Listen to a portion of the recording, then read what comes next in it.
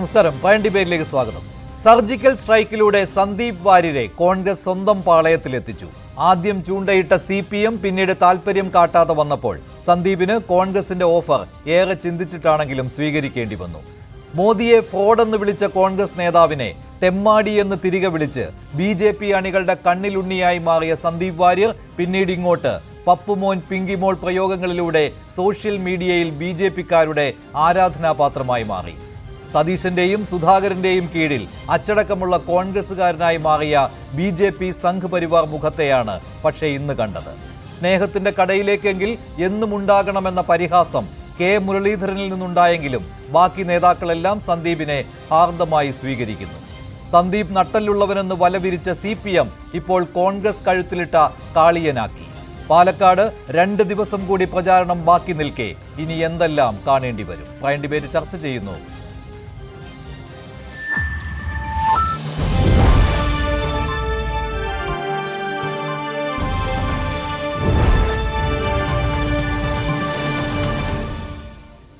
Prime ഡിബേറ്റിൽ BJP വക്താവ് Shri Shanku T. Das, Congress സഹയാത്രികൻ ശ്രീ N. ശ്രീകുമാർ, മാധ്യമപ്രവർത്തകരായ ശ്രീ ആനന്ദ് കൊച്ചുകുടി, ജേക്കബ് ജോർജ് എന്നിവരാണ് ചേരുന്നത്. ഇന്ന് രാവിലെ 11 മണിയോടുകൂടിയാണ് പാലക്കാട് DCC ഓഫീസിലെത്തി സന്ദീപ് വാര്യർ കോൺഗ്രസുകാരനായി മാറിയത്. സന്ദീപ് വാര്യർ BJP വിടാൻ തീരുമാനിച്ച കാര്യം നവംബർ 2-ന് റിപ്പോർട്ട് ചെയ്തത് ന്യൂസ് 18 ആണ്. അതിനുശേഷം ചടുലമായ രാഷ്ട്രീയ നീക്കങ്ങളായിരുന്നു സന്ദീപ് വാര്യരെ സ്വന്തമാക്കുന്നതിന് വേണ്ടി ആദ്യം CPM നടത്തിയത്. പക്ഷേ CPM അതിൽ നിന്ന് പിന്നോട്ട് പോയതോടെ സന്ദീപ് വാര്യർക്കും ഒരു പാളയം വേണ്ടി വന്നു. തുടക്കം മുതൽ തന്നെ കോൺഗ്രസ് സന്ദീപ് വാര്യർക്കായി വല വിരിച്ചിരുന്നു. രഹസ്യമായ ചർച്ചകൾ നടത്തി അവസാനം വരെ ഈ രഹസ്യാത്മകത സൂക്ഷിക്കുവാനും കോൺഗ്രസിന് കഴിഞ്ഞു. കോൺഗ്രസിൽ ചേരുന്നതിന് തൊട്ടു മുൻപ് മാത്രമാണ് സന്ദീപ് വാര്യർ വരുന്നു എന്നുള്ള വിവരം പുറത്തറിഞ്ഞത്. സുധാകരനും സതീശനും ചേർന്ന് സന്ദീപ് വാര്യരെ ആനയിക്കുകയായിരുന്നു. അതാണ് ഇന്ന് പാലക്കാട്ട് കണ്ടത്. ഒടുവിൽ പാലക്കാട് റോഡ് ഷോയിലും കോൺഗ്രസിന് വേണ്ടി അണിനിരക്കുകയാണ് സന്ദീപ് വാര്യർ. ഇന്ന് രാവിലത്തെ ദൃശ്യം ഇതായിരുന്നു. DCC ഓഫീസിലേക്ക് വന്ന സന്ദീപ് വാര്യരെ കോൺഗ്രസ് നേതാക്കൾ കൈകൊടുത്ത് കോൺഗ്രസിലേക്ക് ആനയിക്കുകയാണ് ഉണ്ടായത്. നേതാക്കളുടെ പ്രതികരണം ആദ്യം കേൾക്കാം, അതിനുശേഷം ചർച്ചയിലേക്ക്. എല്ലായ്പ്പോഴും എല്ലാ ദിവസവും രാവിലെ എണീറ്റ് കഴിഞ്ഞാൽ വൈകുന്നേരം വരെ വെറുപ്പ് മാത്രം ഉൽപ്പാദിപ്പിക്കുന്ന ഫാക്ടറിയായിട്ട് നിലകൊള്ളുന്ന ഒരു സ്ഥലത്ത് നിന്ന് ഏറെക്കാലം സ്നേഹവും കരുതലുമൊക്കെ ഞാൻ പ്രതീക്ഷിച്ചു എന്നുള്ളതാണ് ഞാൻ ചെയ്ത തെറ്റ്. ഈ സംഘടനയ്ക്കകത്ത് നിന്ന് എനിക്ക് കിട്ടിയത്, BJPക്കകത്ത് നിന്ന് എനിക്ക് കിട്ടിയത് അങ്ങേയറ്റത്തെ ഒറ്റപ്പെടുത്തലും വേട്ടയാടലുമാണ്. ഞാൻ ഇന്ന് ഈ നിമിഷം കോൺഗ്രസിന്റെ ആഫീസിൽ ബഹുമാനപ്പെട്ട പ്രതിപക്ഷ നേതാവിന്റെയും ബഹുമാനപ്പെട്ട KPCC പ്രസിഡന്റിന്റെയും സാന്നിധ്യത്തിൽ ഈ ത്രിവർണ്ണ ഷാൾ അണിഞ്ഞുകൊണ്ട് ഇവിടെ ഇരിക്കുന്നുണ്ടെങ്കിൽ അതിന്റെ ഉത്തരവാദി K. സുരേന്ദ്രനും സംഘവുമാണ്. ഒരു സംശയവും ആ കാര്യത്തിൽ വേണ്ട. ഒരു ഓട്ടോക്രാറ്റിക് ആയിട്ടുള്ള ഒരു സിസ്റ്റത്തിനകത്ത് പെട്ടുപോയ അവസ്ഥയിലായിരുന്നു ഞാനുണ്ടായിരുന്നത്. ഏകാധിപത്യ പ്രവണതയുള്ള, ജനാധിപത്യത്തെ പാടയെ മതിക്കാത്ത ഒരു സിസ്റ്റത്തിനകത്ത് നിന്ന് വീർപ്പുമുട്ടി കഴിയേണ്ട അവസ്ഥയിലായിരുന്നു ഞാനുണ്ടായിരുന്നത്. കോൺഗ്രസിൽ ചേർന്ന് പ്രവർത്തിക്കാനുള്ള അദ്ദേഹത്തിന്റെ താല്പര്യം പ്രകടിപ്പിക്കുകയും ഞങ്ങളത് സർവാത്മന ഞങ്ങളതിനെ പിന്താങ്ങുകയും ചെയ്തു. ഞങ്ങളതിനെ സ്വാഗതം ചെയ്തു. ഞാൻ പറഞ്ഞല്ലോ, വെറുപ്പിന്റെ കടവിട്ട് സ്നേഹത്തിന്റെ കടയിലേക്ക് വരുമ്പോൾ ഞങ്ങളതിനെ സ്വാഗതം ചെയ്യുന്നു. കോൺഗ്രസിന്റെ ആശയങ്ങളെ ഉൾക്കൊണ്ടുകൊണ്ട് വർഗീയതയ്ക്കെതിരായിട്ടുള്ള പ്രചരണത്തിന് അതല്ലേ നമ്മൾ ചെയ്യേണ്ടത്. അതിപ്പോ ശിഖണ്ഡിയെ മുന്നിൽ നിർത്തിയിട്ടും കൗരവപ്പട തോറ്റുപോയില്ലേ? ശിഖണ്ഡിയെ മുന്നിൽ നിർത്തിയിട്ടും കൗരവപ്പടയ്ക്ക് ജയിക്കാൻ കഴിഞ്ഞിട്ടില്ല. ഇവിടെ പാണ്ഡവപക്ഷം തന്നെ, കൃഷ്ണകുമാർ തന്നെ തേര് തെളിക്കും. SDPയെയും PFIയെയും കൂട്ടുപിടിച്ച് ശിഖണ്ഡികളെ മുന്നിൽ നിർത്തി ഈ തെരഞ്ഞെടുപ്പ് ജയിക്കാമെന്നുള്ളത് VD സതീശന്റെ വ്യാമോഹം മാത്രം. നോയിക്കോ, VD സതീശൻ ഈ തെരഞ്ഞെടുപ്പ് കഴിഞ്ഞാൽ പ്രതിപക്ഷ നേതൃസ്ഥാനം രാജിവെക്കേണ്ടി വരും. എന്റെ ചെവിയിൽ നിങ്ങൾ കാതിൽ നുള്ളിക്കോളൂ. ഈ 23-ാം തീയതി കഴിയുമ്പോൾ VD സതീശന് പ്രതിപക്ഷ നേതൃസ്ഥാനം രാജിവെക്കേണ്ടി വരും. എന്നാൽ VD സതീശന്റെ ചടുലമായ നീക്കമോ ഇന്ന് പാലക്കാട് കണ്ടത്? സരിൻ പോയതിലെ നഷ്ടം നികത്തുവാൻ സന്ദീപ് വാര്യരുടെ വരവോടുകൂടി കോൺഗ്രസിന് സാധിക്കുമോ? കോൺഗ്രസിന് ഗുണമാകുമോ? സന്ദീപ് വാര്യർ BJPക്ക് ഒരു ചലനവും ഉണ്ടാക്കാൻ പോകുന്നില്ല എന്നാണ് K. സുരേന്ദ്രന്റെ അവകാശവാദം. ശ്രീ ആനന്ദ് കൊച്ചുകുടി, സന്ദീപ് വാര്യർ എന്ന നേതാവ് വളരെ പെട്ടെന്ന് തന്നെ, വൈകിയാണ് അദ്ദേഹം BJPയിലേക്ക് എത്തിയത്. അതിനു മുൻപ് RSSന്റെ പ്രവർത്തകനായിരുന്നു. ഈ ലൈംലൈറ്റിലേക്ക് അദ്ദേഹം എത്തിയിട്ട് അധികം വർഷങ്ങളായിട്ടില്ല. പക്ഷേ സംസ്ഥാന കമ്മിറ്റി അംഗമായിരുന്നു. ഒടുവിൽ ചാനൽ ചർച്ചകളിലൂടെയാണ് അദ്ദേഹം ശ്രദ്ധേയനായത്. ഒടുവിൽ ആരാധനാപാത്രമായിട്ട് സോഷ്യൽ മീഡിയയിൽ BJP RSS അണികളുടെ ഒരു ആരാധനാപാത്രമായൊക്കെ മാറിയിരുന്നു. പക്ഷേ ഇപ്പോൾ പൊടുന്നനെ കോൺഗ്രസിലേക്ക് വരുമ്പോൾ കോൺഗ്രസിന് എന്തെങ്കിലും ഗുണം സന്ദീപ് വാര്യരെ കൊണ്ടുണ്ടാകുമെന്ന് ഇപ്പോൾ പ്രതീക്ഷിക്കുന്നുണ്ടോ താങ്കൾ?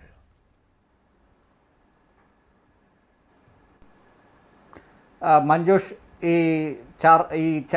നമ്മൾ ഈ ഇലക്ഷൻ്റെ സമയത്ത് ഇതുപോലെയുള്ള കൂടുമാറ്റങ്ങൾ പലതും കണ്ടിട്ടുണ്ട്.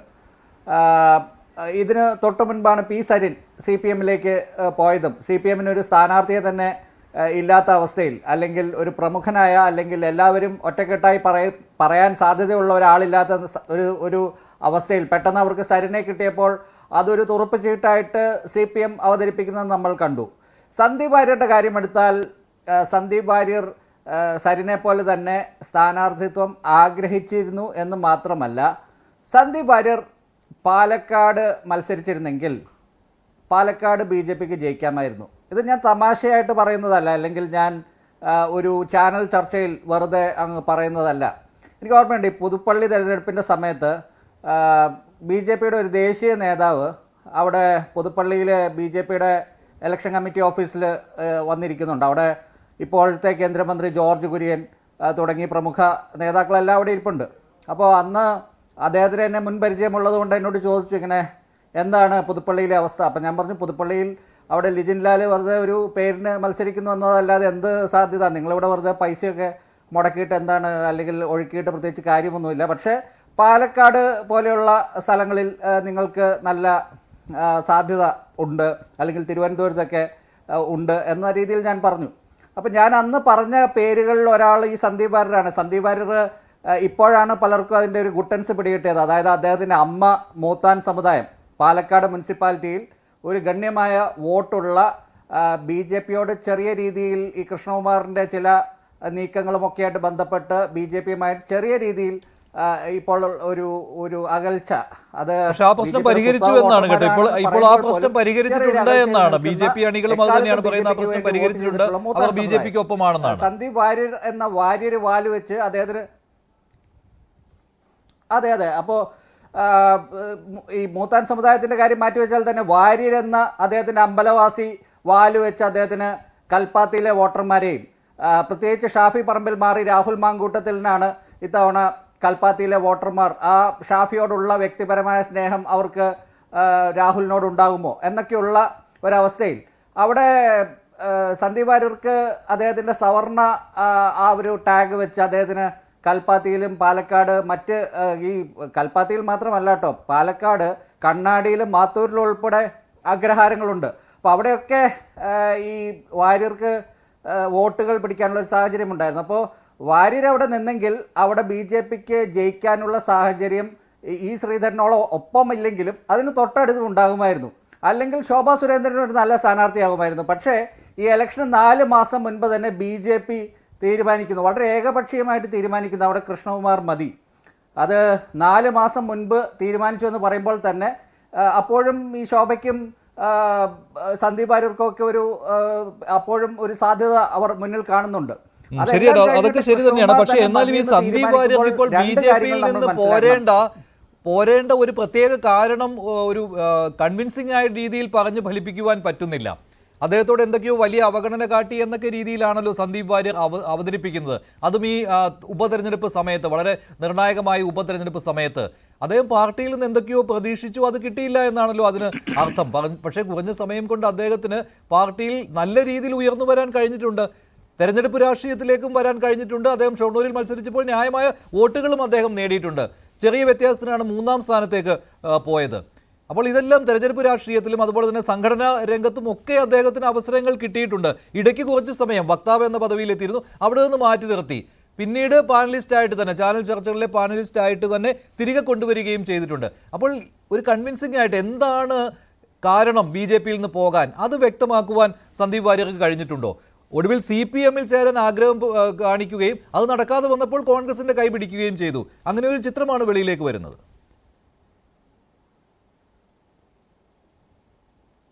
അല്ല, അദ്ദേഹം CPM-ൽ ചേരാൻ ആഗ്രഹം പ്രകടിപ്പിച്ചു എന്ന് പറയുന്നതല്ലാതെ അദ്ദേഹം CPM-ഉമായിട്ട് ചർച്ച നടത്തിയെന്ന് എനിക്ക് ബോധ്യപ്പെടുന്നില്ല. ആ ദിവസങ്ങളിലൊക്കെ ഞാൻ സന്ദീപിനോട് സംസാരിക്കുന്നുണ്ട് ഫോണിലൊക്കെ. അപ്പോൾ ഈ CPM-ഉമായിട്ട് ഏത് ഘട്ടം വരെ അല്ലെങ്കിൽ എന്ത് ചർച്ച നടത്തിയെന്നുള്ളത് ഇപ്പോഴും നമുക്ക് വ്യക്തമല്ല. എന്നാൽ സന്ദീപിന് BJP വിടാൻ ഉള്ള മനസ്സുണ്ടായിരുന്നുവെന്ന് അന്ന് തന്നെ എല്ലാവർക്കും, മാധ്യമപ്രവർത്തകർക്കും ഇവിടെ ഇരിക്കുന്ന മറ്റ് പാനലിസ്റ്റുകൾക്ക്, പൊളിറ്റിക്കൽ പാനലിസ്റ്റുകൾക്കും എല്ലാം അറിയാവുന്ന കാര്യമാണ്. കാരണം അദ്ദേഹത്തിൻ്റെ വീട്ടിൽ പോയി RSSൻ്റെ ജയകുമാറും BJP-യിൽ തന്നെ സുരേന്ദ്രൻ പക്ഷത്തല്ലാത്ത നേതാക്കളും ഒക്കെ അദ്ദേഹത്തെ പോയി അനുനയിപ്പിക്കാൻ നോക്കിയിട്ടും പക്ഷെ അതൊന്നും നടന്നില്ല. അദ്ദേഹത്തിന് എന്താണ് BJP-യിൽ നിന്ന് കോൺഗ്രസിലേക്ക് പോകാനുള്ള കാരണമെന്ന് ചോദിച്ചാൽ അദ്ദേഹത്തിന് ജയിക്കാൻ പറ്റുമായിരുന്ന ഒരു സീറ്റ്, അതായത് BJP-ക്ക് കേരളത്തിൽ അക്കൗണ്ട് തുറക്കാൻ പറ്റുമായിരുന്ന ഒരു സീറ്റ് ഉറപ്പായും തോൽക്കുമെന്ന് ഉറപ്പുള്ള ഒരാളെ അവിടെ മത്സരിപ്പിച്ച് BJP തന്നെ സ്വയം ആ പരാജയം ഏറ്റുവാങ്ങുന്നത്. ഇപ്പം ഞാനത് പറയുമ്പോൾ മുൻകൂട്ടി ഇങ്ങനെയൊക്കെ പറയാമോ എന്ന് ചോദിക്കാം. പക്ഷേ കഴിഞ്ഞ 2 തവണ കൃഷ്ണകുമാർ മത്സരിച്ചത് മലമ്പുഴയിലാണ്. അദ്ദേഹം ലോക്സഭയിൽ മത്സരിച്ചപ്പോൾ അദ്ദേഹത്തിന് എത്ര വോട്ട് കിട്ടിയെന്ന് എല്ലാവർക്കും അറിയാം. അപ്പോൾ ഒന്നെങ്കിൽ അവിടെ ശോഭാ സുരേന്ദ്രനോ K സുരേന്ദ്രനെ പോലെ ഒരു സംസ്ഥാന നേതാവ്, കുമ്മനമോ അല്ലെങ്കിൽ അങ്ങനെ കുറച്ചുകൂടി ഹൈ പ്രൊഫൈലായിട്ടുള്ള ഒരു സംസ്ഥാന നേതാവ് മത്സരിക്കണമായിരുന്നു. അല്ലെങ്കിൽ അവിടെ ഈ സന്ദീപ് വാര്യരെ പോലെ ഒരു സ്ഥാനാർത്ഥിക്ക് ആയിരുന്നു കൂടുതൽ സാധ്യത. അപ്പോഴും BJP എന്താണ് നോക്കുന്നത്? മറ്റാരും അവിടെ ഉയർന്നു വരരുത്. ഒരാൾ, ഇപ്പോൾ സുരേഷ് ഗോപി BJP-കാരനും അല്ലാത്തത് കൊണ്ട് തന്നെ പുറത്തു നിന്ന് വന്ന് അദ്ദേഹത്തെ ജയിപ്പിക്കാൻ എല്ലാ ഗ്രൂപ്പുകളും എല്ലാ നേതാക്കളും ഒന്നിച്ച് നിൽക്കും. ഈ ശ്രീധരൻ്റെ കാര്യത്തിലും അങ്ങനെയാണ്. പക്ഷേ ഇവിടെ ശോഭാ സുരേന്ദ്രൻ ജയിക്കാൻ K സുരേന്ദ്രൻ സമ്മതിക്കില്ല, K സുരേന്ദ്രൻ ജയിക്കാൻ ശോഭാ സുരേന്ദ്രൻ സമ്മതിക്കില്ല. ഇവിടെ BJP-ക്ക് ഉള്ളിൽ തന്നെ ഇതുപോലെ മൂപ്പിളപ്പ്. ഈ BJP-കാരോട് ചോദിച്ചാൽ അവരെപ്പോഴും പറയാറുണ്ട്, ഇയാൾ ഈ സന്ദീപ് വാര്യർ എത്ര നാളായി പാർട്ടിയിൽ വന്നിട്ട്, വളരെ ജൂനിയറായിട്ടുള്ള ഇദ്ദേഹത്തെ ഞങ്ങൾ വക്താവാക്കിയില്ലേ, വളരെ ജൂനിയറായിട്ടുള്ള ഇദ്ദേഹത്തെ ഞങ്ങൾ മത്സരിപ്പിച്ചില്ലേ. ഇവിടെ BJP-യിൽ മത്സരിക്കാൻ ആർക്കാണ് വിഷമം? ഏത് വഴിപോക്കിനും വന്ന് BJP-യിൽ ടിക്കറ്റ് കിട്ടി മത്സരിക്കാൻ ഒരു വിഷമമില്ല. കാരണം അവർക്ക് ജയിക്കുന്ന സീറ്റുകൾ വളരെ കുറവാണ്, A ക്ലാസ് മണ്ഡലങ്ങളൊക്കെ വളരെ കുറവാണ്. അപ്പോൾ അവർക്ക് ഈ മത്സരിക്കുക എന്നൊക്കെ പറയുന്നത് വളരെ, ഇവിടെ മത്സരിച്ചിട്ടുള്ള O രാജഗോപാൽ 71 തൊട്ട് മത്സരിച്ചിട്ടുള്ള, അല്ലെങ്കിൽ AN രാധാകൃഷ്ണനെ പോലെയുള്ള ആൾക്കാരൊക്കെ മത്സരിച്ച എത്ര, അതിൻ്റെ കണക്ക് അവർക്ക് തന്നെ ഓർമ്മയുണ്ടാവില്ല. അപ്പോൾ അതൊന്നും വലിയ കാര്യമല്ല. അവിടെ അദ്ദേഹം ഒരു നല്ല വക്താവ് എന്ന നിലയ്ക്ക് അദ്ദേഹത്തിന് പാർട്ടിയിൽ ഫാൻസ് ഉണ്ടായിരുന്നു. പക്ഷെ പാർട്ടിയേക്കാൾ കൂടുതൽ പാർട്ടിക്ക് പുറത്തുള്ള അനുഭാവികളും ഒക്കെ ആയിരുന്നു. ശരിയാണ്, പാർട്ടിയിൽ ഫാൻസ് ഉണ്ടായിരുന്നു. പക്ഷെ ഒറ്റ ദിവസം വേണ്ടി വന്നില്ല. അതിനു മുൻപ് തന്നെ ആ ഫാൻസ് എല്ലാം കൊഴിഞ്ഞു പോയിരിക്കുകയാണ് ശ്രീ ആനന്ദ് കൊച്ചുകുടി. കാരണം ഈ RSS നേതൃത്വം വന്ന് ചർച്ച നടത്തിയിട്ടും സന്ദീപ് വാര്യർ വഴങ്ങാത്തത് അന്ന് തൊട്ട് തന്നെ ഈ ഫാൻസുകാർ കൊഴിഞ്ഞു പോയി തുടങ്ങിയിട്ടുണ്ട്. സോഷ്യൽ മീഡിയയിലെ ഫാൻസുകാരുടെ ആയുസ് എത്രയുണ്ട് എന്നുള്ളത് വ്യക്തമാക്കുന്ന ഒന്നുകൂടിയാണ്. ചാനൽ ചർച്ചകളിലെ പ്രകടനം കണ്ട് തനിക്ക് ഇത്രമാത്രം ആരാധകരുണ്ടല്ലോ എന്ന് കരുതിയിരുന്ന സന്ദീപ് വാര്യർക്ക് അതൊരു തിരിച്ചടി കൂടിയാണ്. ആ ഫാൻസുകാരെല്ലാം കൊഴിഞ്ഞു പോയിട്ടുണ്ട്. ശ്രീ ശങ്കുറ്റി ദാസ്, ഇവിടെ ആനന്ദ് കൊച്ചുകുടിയുടെ നിരീക്ഷണത്തോട് താങ്കൾ എങ്ങനെയാണ് പ്രതികരിക്കുന്നത്? അത് മാത്രമല്ല, ഇന്ന് സുരേന്ദ്രൻ പറയുന്നത് ഒരു ചലനവും ഉണ്ടാക്കുന്നില്ല എന്നാണ്. പക്ഷേ ഇതേ നേതാവിന് വേണ്ടിയാണല്ലോ താങ്കളും പോയിരുന്നു എന്നാണ് എനിക്ക് കിട്ടിയിരിക്കുന്ന വിവരം. അദ്ദേഹം പോകരുത് പാർട്ടിയിൽ നിന്ന്, എന്ത് പ്രശ്നമുണ്ടെങ്കിലും പരിഹരിക്കാം എന്ന് അദ്ദേഹത്തെ വീട്ടിൽ പോയി കണ്ട് ആവശ്യപ്പെട്ടതും പാർട്ടിയിൽ നിലനിർത്തുവാനായിട്ട് പരമാവധി ശ്രമിച്ചതും.